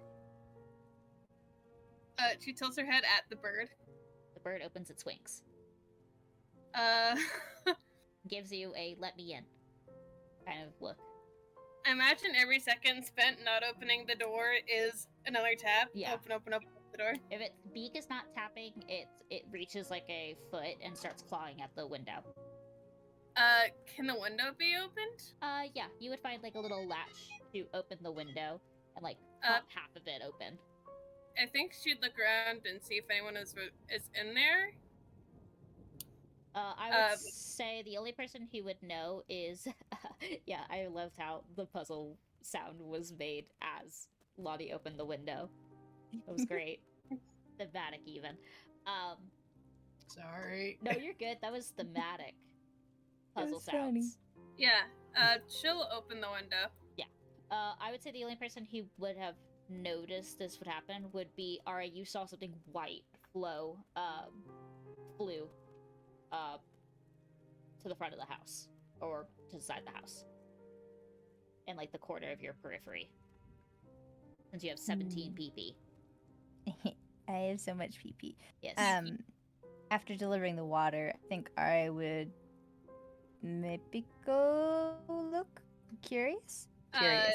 Lottie's probably already got the window open by the time you get in there. Her like journaling stuff is like all spread out on the table. I let the bird in. Okay. The bird flies in and then hops on like a table and like does like a little hop and is looking around and then tilts its head at you and you hear the little faint little trill of a bird, like a little coo. Like it's like, you're not the person who usually opens the window. Lottie will also close the window, not to let the outside air in. Yeah. Are you looking for someone, little guy? We'll You I see believe looking for one of the residents here. Ah! Hello! Ari's in the room, peeking in. Surprise. You see Hi. one wing opens up to point towards RA, and then it looks at you, Lottie, and nods its head. And you can tell there's an intelligence in this bird. They're upstairs doing medical stuff right now. I could take a message. Nope. I'll handle this. Don't worry. I'm good at taking messages. Hey, DM. Yeah. I speak bird. Yeah, you do speak bird. So Ara's gonna tweet whistle at this bird and communicate. Follow me, I'll take you to one of them. Which one do you want? Man or woman? The bird drops like the little bundle on the table for a second, and then you see the look of like, I understand this. And starts tweeting, like cooing back at you. You hear, oh, this is so exciting. Oh, I've never spoken to a human. Father. The father wants the father. Medicine delivery. Okay. Alright, will nod and then like hold out a finger for the bird to perch on or take the medicine, if that's what it was trying to do. It grabs the medicine in its in its beak and then flutters over to rest. Less on a finger. It's not like a finch. It's like a dove. So more hand, on like then. your hand or your wrist. Mm-hmm. And then you could just feel, emotion-wise, it's like the excitement of like doing a good job. I met a friend today who speaks bird. Would you like to deliver yourself, or would you like me to do so? It folds a wing to point at itself. Okay, here we go. Thank you for opening the window, Lottie. I'll take it from here. Alright. Hope everything's going okay up there. As well as it can. Yeah, I suppose. If you need anything, I'm down here. Of course. And I will saunter off with this little friend. The bird gives like a little bow to Lottie as like a thank you for being a gracious host and opening the window. Lottie waves at the bird. Bye-bye. And then get back cozy again. I will say for the dramatic drama of this, both of you can feel a Fae energy coming from this bird. Hey, a fellow Fae, let's go. Lottie's very relaxed about this. Just gives away. But it's less of a sense of like familiar magic. Of like, I had to pick a familiar, and this is the creature type it decided to be. And it's not like I'm a nefarious little Fae who is going to ruin your soils and curse you But it forevermore. clearly stated its job, and it's just a little guy. Yeah, it's just a little guy. Can't do much. What little guy does crime? Okay, I will take the burb to Arena. Alright, left. Yeah. Everyone left Irina. She's just kind of sitting there on the edge of the bed holding her father's hand. And sees you. Yeah, little knock knock. And she perks up. You could tell that the father is back to like a semi-unconscious state, but seems to be relaxed enough in a like painful sickness way to sleep. Like he has found some way to at least rest through this, and it's not like, oh no, he's gonna die. It's like, no, he's actually sleeping. But a gentle like hand probably could shake him awake back into that semi-unconscious state. Yeah. Breathe. And you see Irina perks up and sees the little dove who like not puffs out its furs or its feathers in a fearful state. It's like more of like, hello, I am here, in a plumage, like in a proud state of like, hello, your savior is here. And Just you could fluffing up a little bit. yeah. And Irina, like, immediately gets to her feet and goes, oh, good, you're here. Early, but here. And she holds out a hand, and, like, the dove, looks up at you, nods its head, and thank you, fellow bird person, and then flutters over to Irina and, drops the little parcel, in her hand, and just kind of rests at the bedpost. And, like, Irina unwraps it, and it's like a small, like, little vial that has like crushed medicinal herbs at the bottom, and then it's like a liquid mixed into it, and she shakes it a little bit, and you watch the color from like a very clear liquid change to a very like viridian color, so a little tealish blue, like blue-green. But nothing that is like, this is a toxin, or, you know, green is bad and red is good. Red is the healing juice. Seems to be a blend of like green and red, or green and blue. And she looks over at you and looks at her father and then the bird, and then goes, could you take him to Allegra? She has a message to send to the father. She's just down the hall. Yeah. The hand again. Yeah. The little bird looks over at Arena and be like, it's an idea. I know he's listening. It's just like, we have a message to send to you so you can actually see and understand versus bird sight. But just trust her. And the bird tilts its head, coos, And you hear the, sure, okay, whatever you want. I'm just the messenger. All right, messenger, take me to my new messenger so I can message the messenger. And then she just flutters back onto your wrist. Symbol.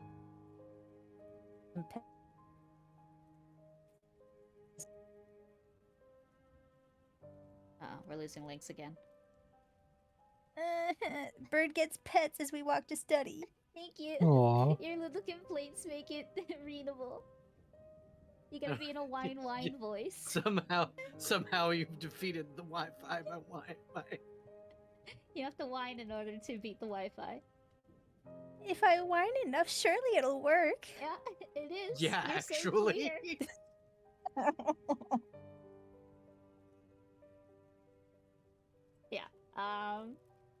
She takes all the little scritches, all the love, and you eventually kind of have to awkwardly like open a door or something like that just to see if this is a study, and you're like, nope, that's a bedroom. That's another bedroom. Oh, here's the study, and the bird's watching you, going like, you don't know this place? And it's like, of course I don't know.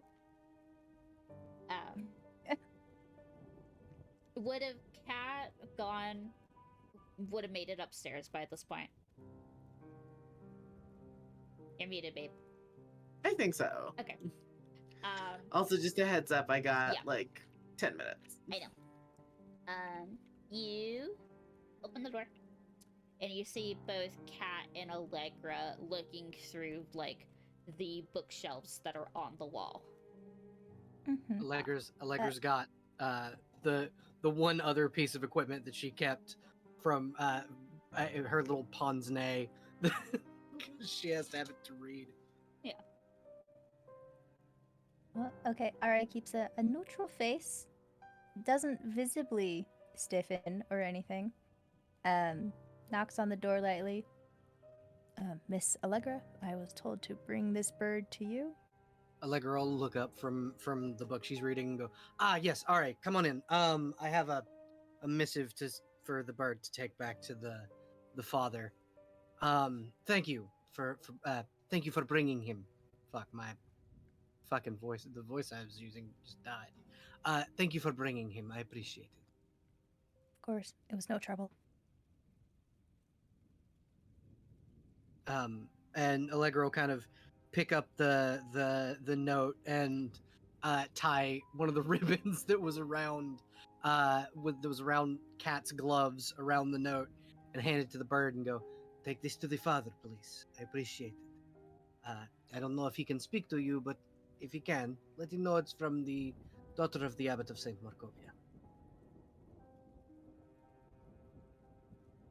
Does the bird look like it got that?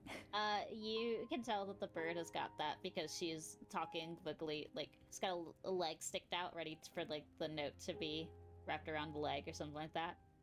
Yeah, and she'll very gently tie it to him. Yeah, and just scritch under the beak. Yeah, and she's taking the scritches and she's looking over up at you and goes like, everyone assumes I just can't talk. I could always talk. I'm talking to you right now. I talked to the father. Oh, this is heavenly. Thank you, thank you. I will do my best being a messenger of the messenger of the messenger. She's very excited to take your message. Well, I'm glad. Thank you, little bird. I appreciate it. She shakes her leg and makes sure that the parchment doesn't fall. And appreciates the tying, and it's like, this will not fall. Good. Am I good to go? Open window, please. Oh, there's no window in here. Outside window. I'll take you to a window. Yes, thank you. Goodbye. Miss Allegra, the bird praised your tying skills. Well, I am glad that it is that the bird is satisfied. Thank you as well, Are. I appreciate you for bringing the bird to me. Just helping where I can. Well, And they leave. And they're gone. attempts a final compliment. Sees they're gone. All right, back to reading. Ara takes the bird to the nearest window and just eats it. Yeah. You look like you fucking beefed it because she just falls And then it was a trick. It was like, oh, funny thing. And then she just flies off. And you see that she is going straight back to the bell tower. Mhm. And you can still see that the horde of like infestation of zombies are staying there at the bell tower until more noise in the village attracts them to come down from the hill. So right now, they are just staying up there because that was the last loud bit of noise that they heard. Interesting. Yes. Yes. To Cat and Allegra, I would like a d20. It'll be a luck check. Okay.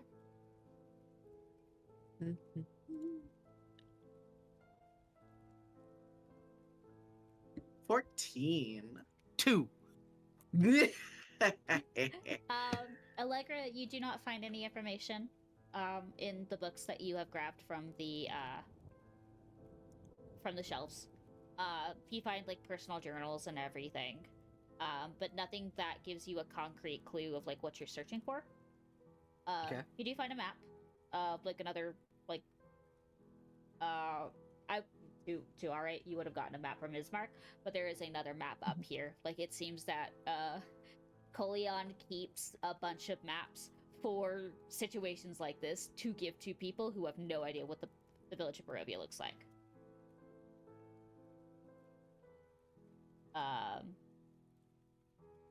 But yeah, you don't find anything. You just find some loose journals, like journals that have like medicinal remedies, but this is mostly for like the cold. How to cure a fever. If I got an infection, what kind of thing do I put on it? How to do splints and what have you. But nothing that is like how to cure a plague. Hey. No. With Cat, you do not find a journal per se that dictates what the presence is. But you find like the history of the village of Barovia, which has been so ingrained into your skull based off of practices that you had to in classes you had to go to in your childhood life, of like this was once a rural part of Barovia that was run by druids at one point, and they wanted to make like a very profound establishment that was away from the castle, but then the castle picked the land and everything, and they started to industrialize as much as they can during the medieval era this druidic nation. And then you see like the name of it's Sasha, correct? That's how you have it? Yes, Sasha Ivliskova. I was gonna say the wrong surname, so that's why I asked you, because you know their surnames. I do. I know way too much about this module. Yes. But you do see her name pop up, and that she was a very like prominent leader in this group who tried to keep this like very nomadic, paganistic kind of vibe towards the village of Barovia, but eventually through time and people and civilization and just like evolution of like technology and what have you, this druidic lifestyle ended up getting mistreated due to the nature of like what's it called? I don't want to say evolution, but just due to the nature of like mankind evolving. And it's like, okay, and by nature of like the governed, the leadership was like, okay, you need to preach this god. But you do take notes that this was once they used to worship just Mother Night, because Mother Night is very the essence of like the life and afterlife of like sustaining, which is what nature does. It's like eventually nature has to decompose, and then therefore it brings new life.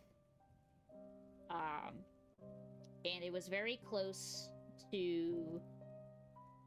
Um, it was one of the villages that was okay and was a safe haven for fairies to come to if something happened. And then at one point in this like journal documentation, you find that an outbreak happened very similar to this one, but at a smaller scale.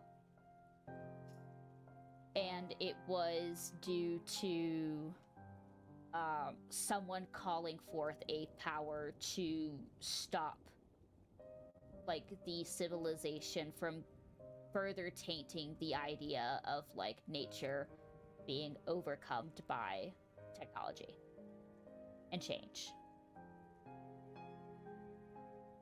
But they basically found the source of this like event. There's no notes of like who did it and what source of power. It was like a very malevolent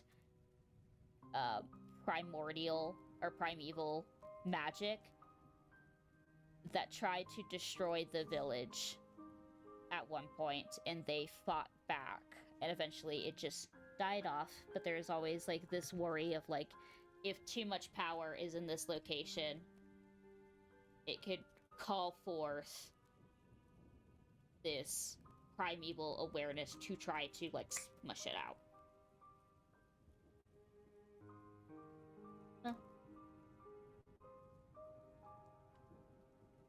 And then there's like notes about the dark powers that watch over the Durst Manor. That is like on the outskirts of the village of Barovia. Got it. So yeah, I think Kat debates just putting these books in her bag, but thinks better of it and pops them back on the shelves. But I think took notes in her own journal about all this info. Mm-hmm.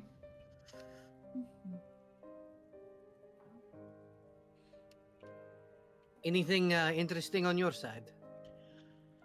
Several things that are interesting, but probably something that I should relay to everyone. All of our Well- compatriots, the siblings. Well, I'm glad you found something. I found baby's first medical journal, essentially. Oh, wonderful! I am. Make sure to study the anatomical diagram. That will be on the test. Ah, yes. No, that's.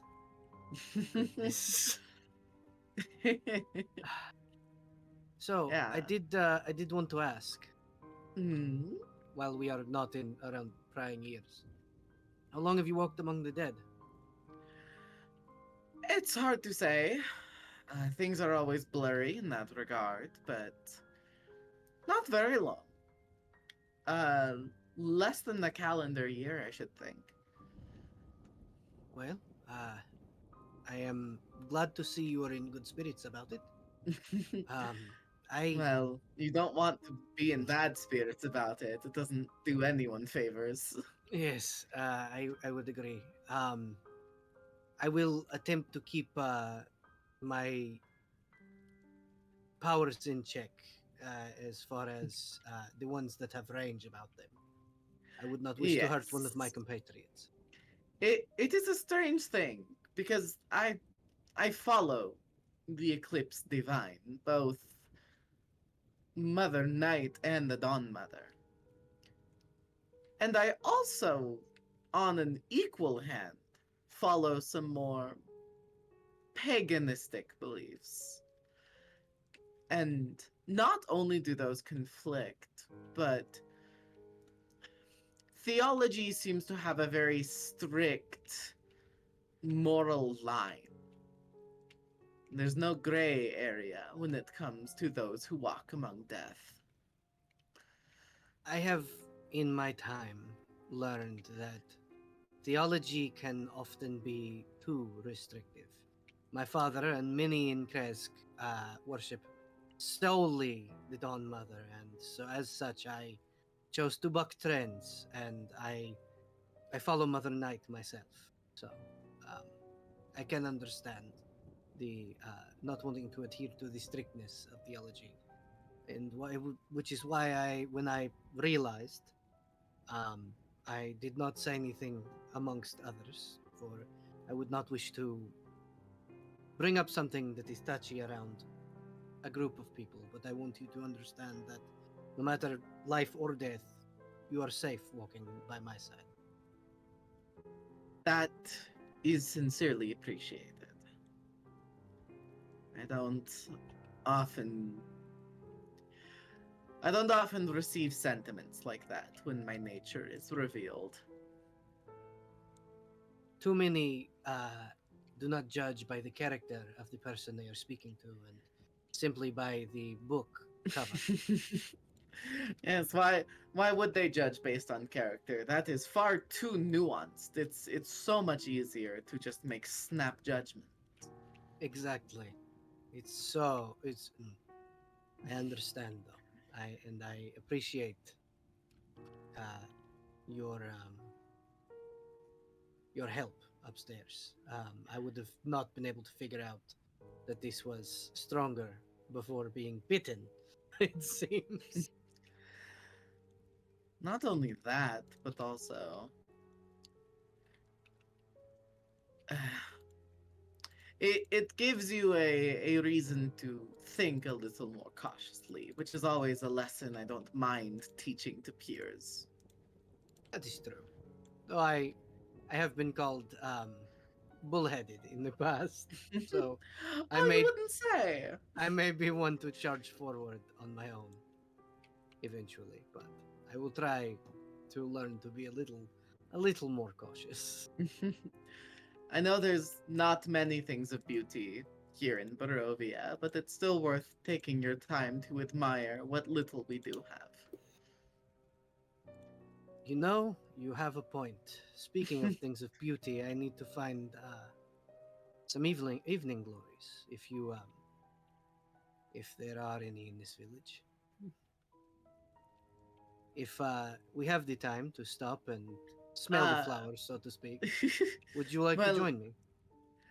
well, I'm not opposed to the concept. I'm very strongly of the idea that we kind of don't have the time to stop and smell the flowers right now. At the second, I mean after. No, I'm not saying stop in the middle of immediate danger and pick Well, flowers. of course not, but when the time is ample, I do not mind. Wonderful. Glad that is settled. Now, we have important business to get to. Agreed.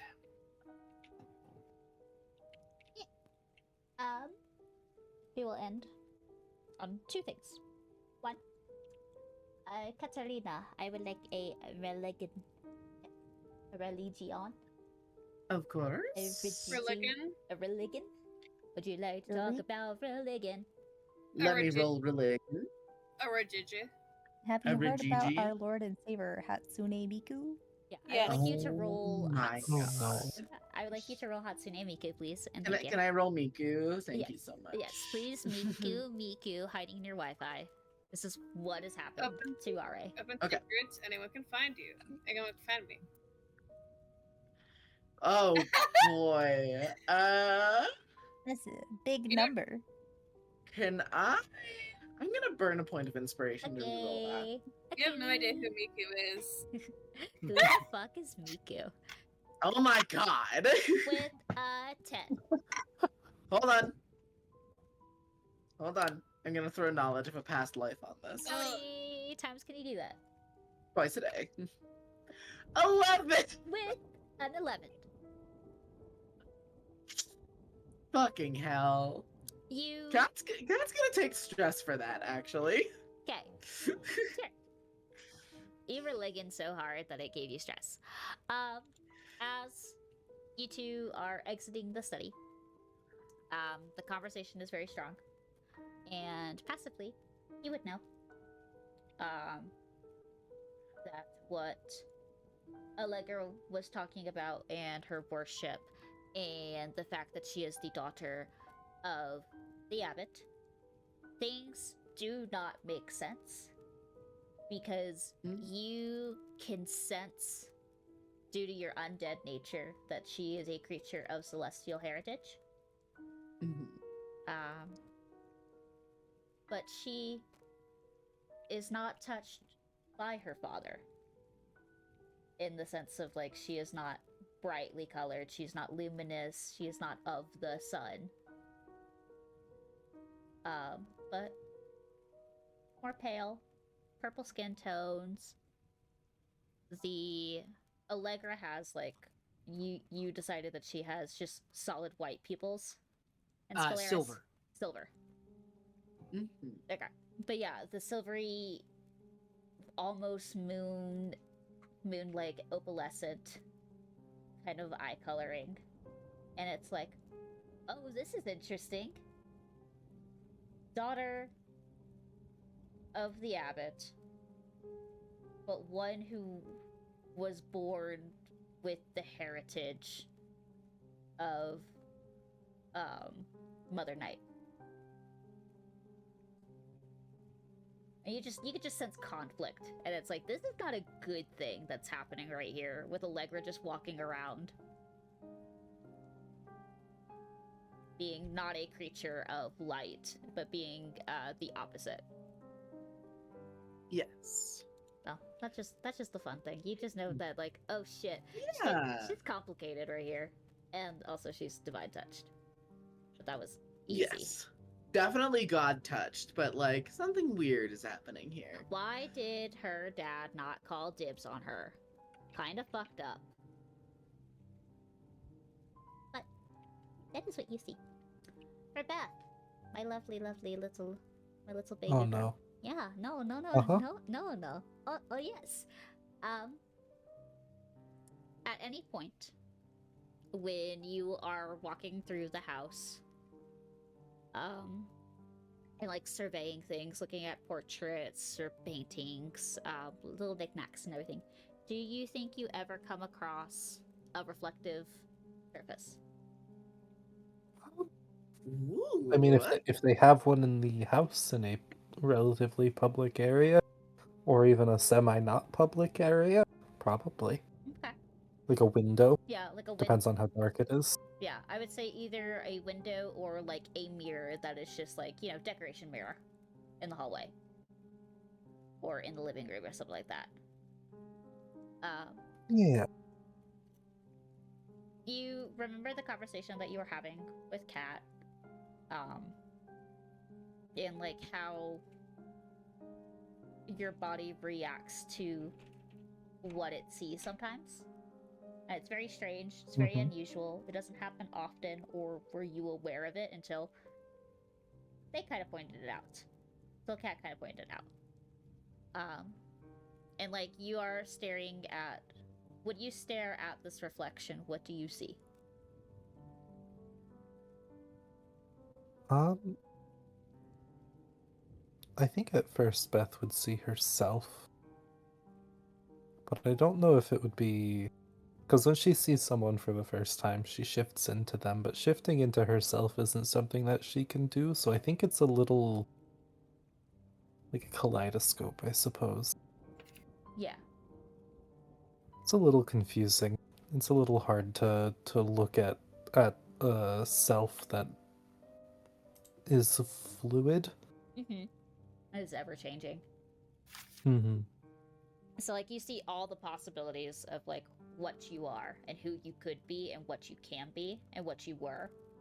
And it's kind of, you don't get the sensation of a headache, but in this moment it would be like headache inducing just to stare at this, or uncomfortable. You're like, you don't know why you feel uncomfortable staring at this reflection, but you do.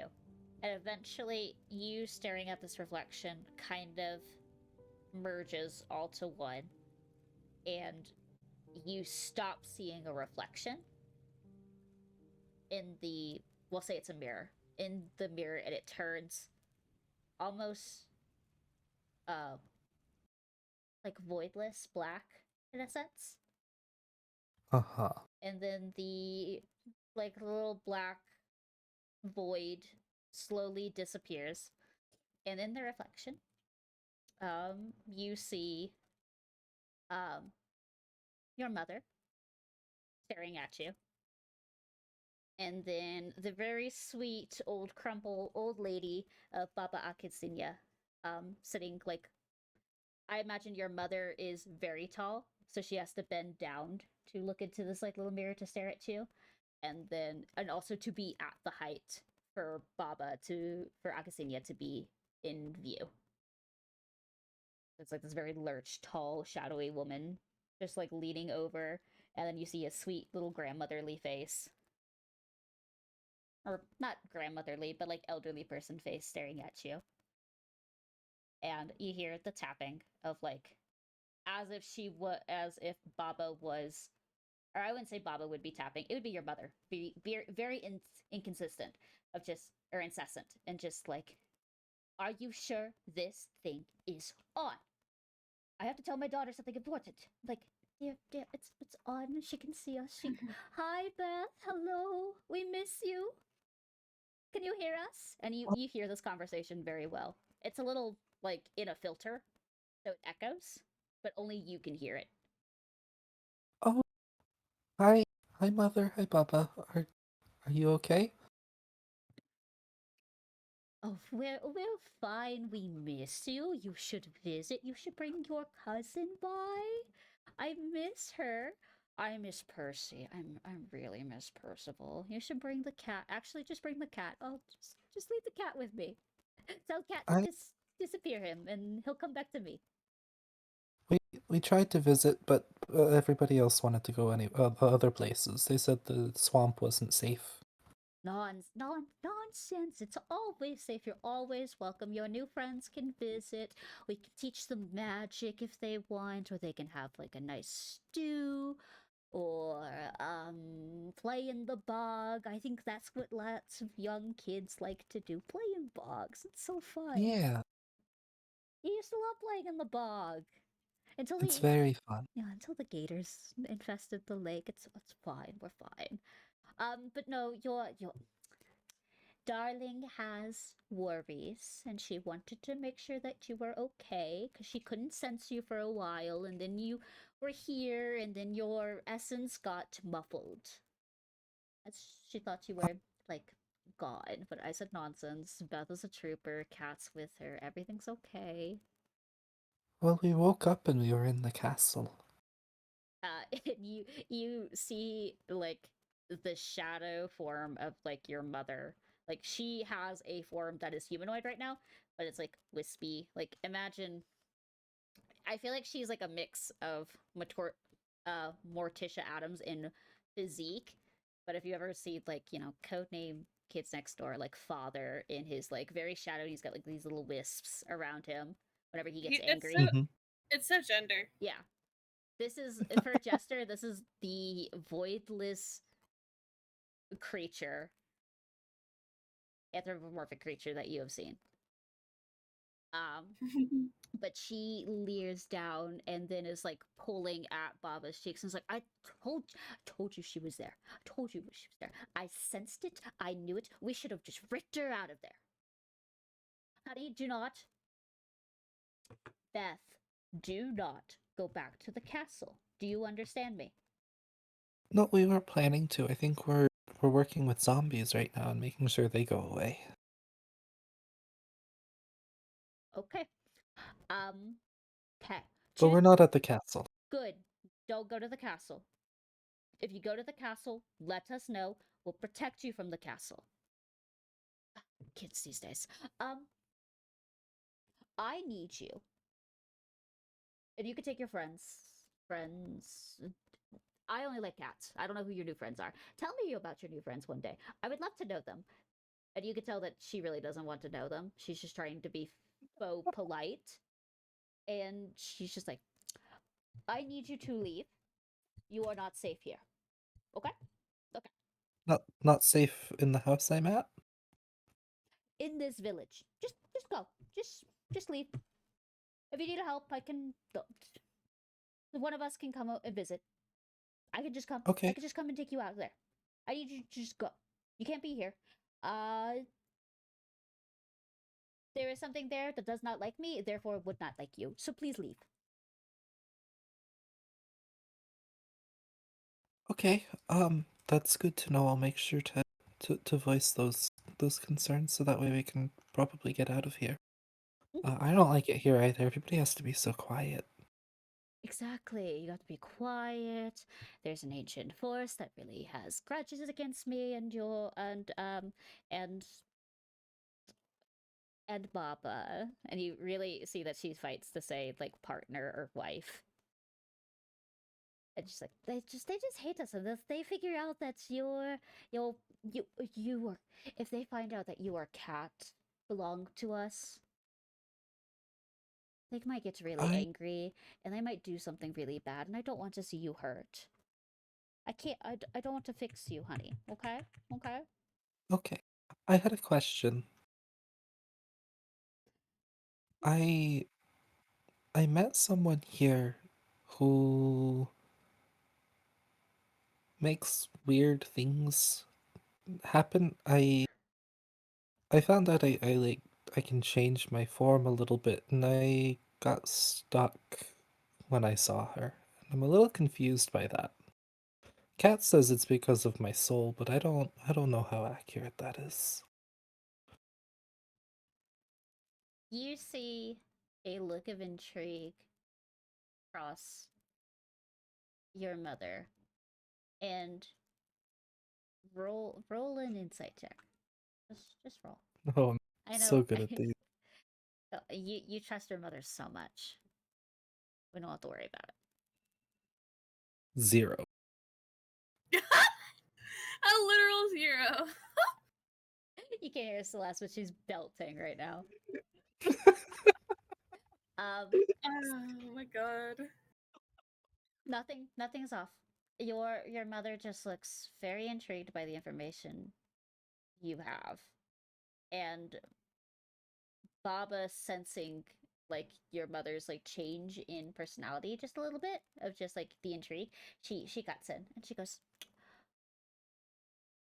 honey, that's just part of growing up. You're just experiencing new things, and like sure, very weird that you got stuck as someone, but you should explore that more often. See what happens when you do look like them for longer periods, or if you look like someone else, and tell us tell us if anything changes or if it gets stronger.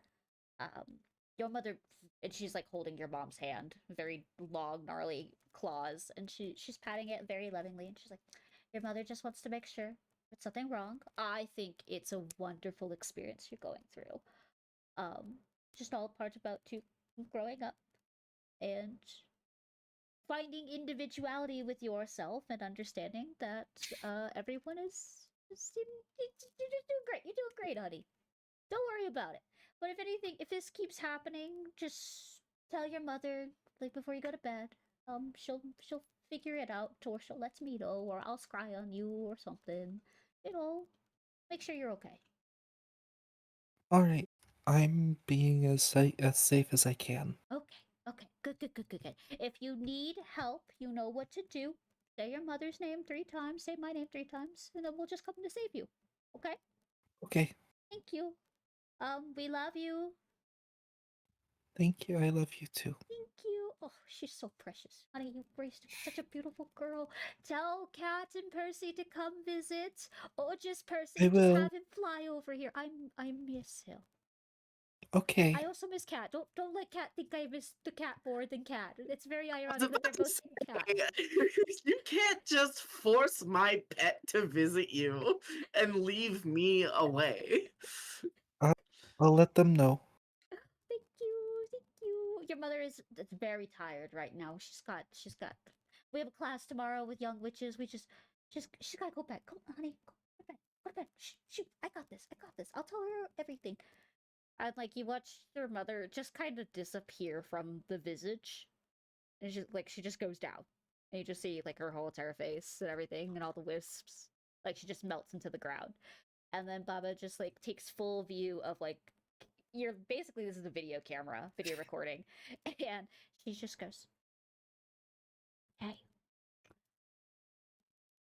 Just let it happen. Anything weird or scary happens, let me know. Don't let your mother know. Let me figure it out first so we don't concern your mother. Okay? Okay. I got you, honey. I love you. Goodbye. If you need anything, Bye, just call Baba. me. Or I'll call you Okay. again. Bye-bye. And then you see that she Goodbye. tries to figure out how to, like, turn off the scry. And then she's like, oh, I just snap it away. Goodbye. And then it just warples out. And Goodbye. then you see that kaleidoscope of your vision again. Just real quick. Yeah. Yeah. Mom and Mom decided to Surprisingly visit low you. roll. She looks away from her reflection Yeah. and she goes to find Cat. Okay. Bring her the news of please let them see Percival. That's where we'll end it. I did want you to have a conversation with your mother. No. That's is where we'll end our exciting tale of Curse of Strahd because Les has to go to work and I have sleepy bitch disease. And I need to also take my have work in the morning. medicine. So yeah. Yeah, I was about to say I have to take my heart medicines. Yeah, so we shall see you bozos at a later time. Hopefully in the next 2 weeks. I don't know. Hey, what's the next session title? What was the session Mom. title you gave me, babe? I like that one. That will be the next session What title. remains? Yeah, what remains? Yeah, that'll be our next session title. Will I remember it? Probably not. Will I we wrote it potentially have a down. new Blorbo next session? Hopefully. There might be a new blorb. Who knows? It could be blorbin time. Watch Vic roll in and is like, I'm a zombie. And I'm like, now I have 3 undead people in here. 4 if you I'm count just Percival. I'm just waiting. Cause I love it's like Cat's like, I know you're. I like Red Cat. I know you're undead, but you're fine. The other undead downstairs. Surely no one's realizing anything or having any epiphanies. Yep. I'm just journaling. And both Ra and Beth have been told that this place is not, or Ra sensed this place is not good, and Beth was told, hey, this place ain't good. Just go. Just leave. Hey, run. Run. Yeah. Hey, this place is fucked up. I might.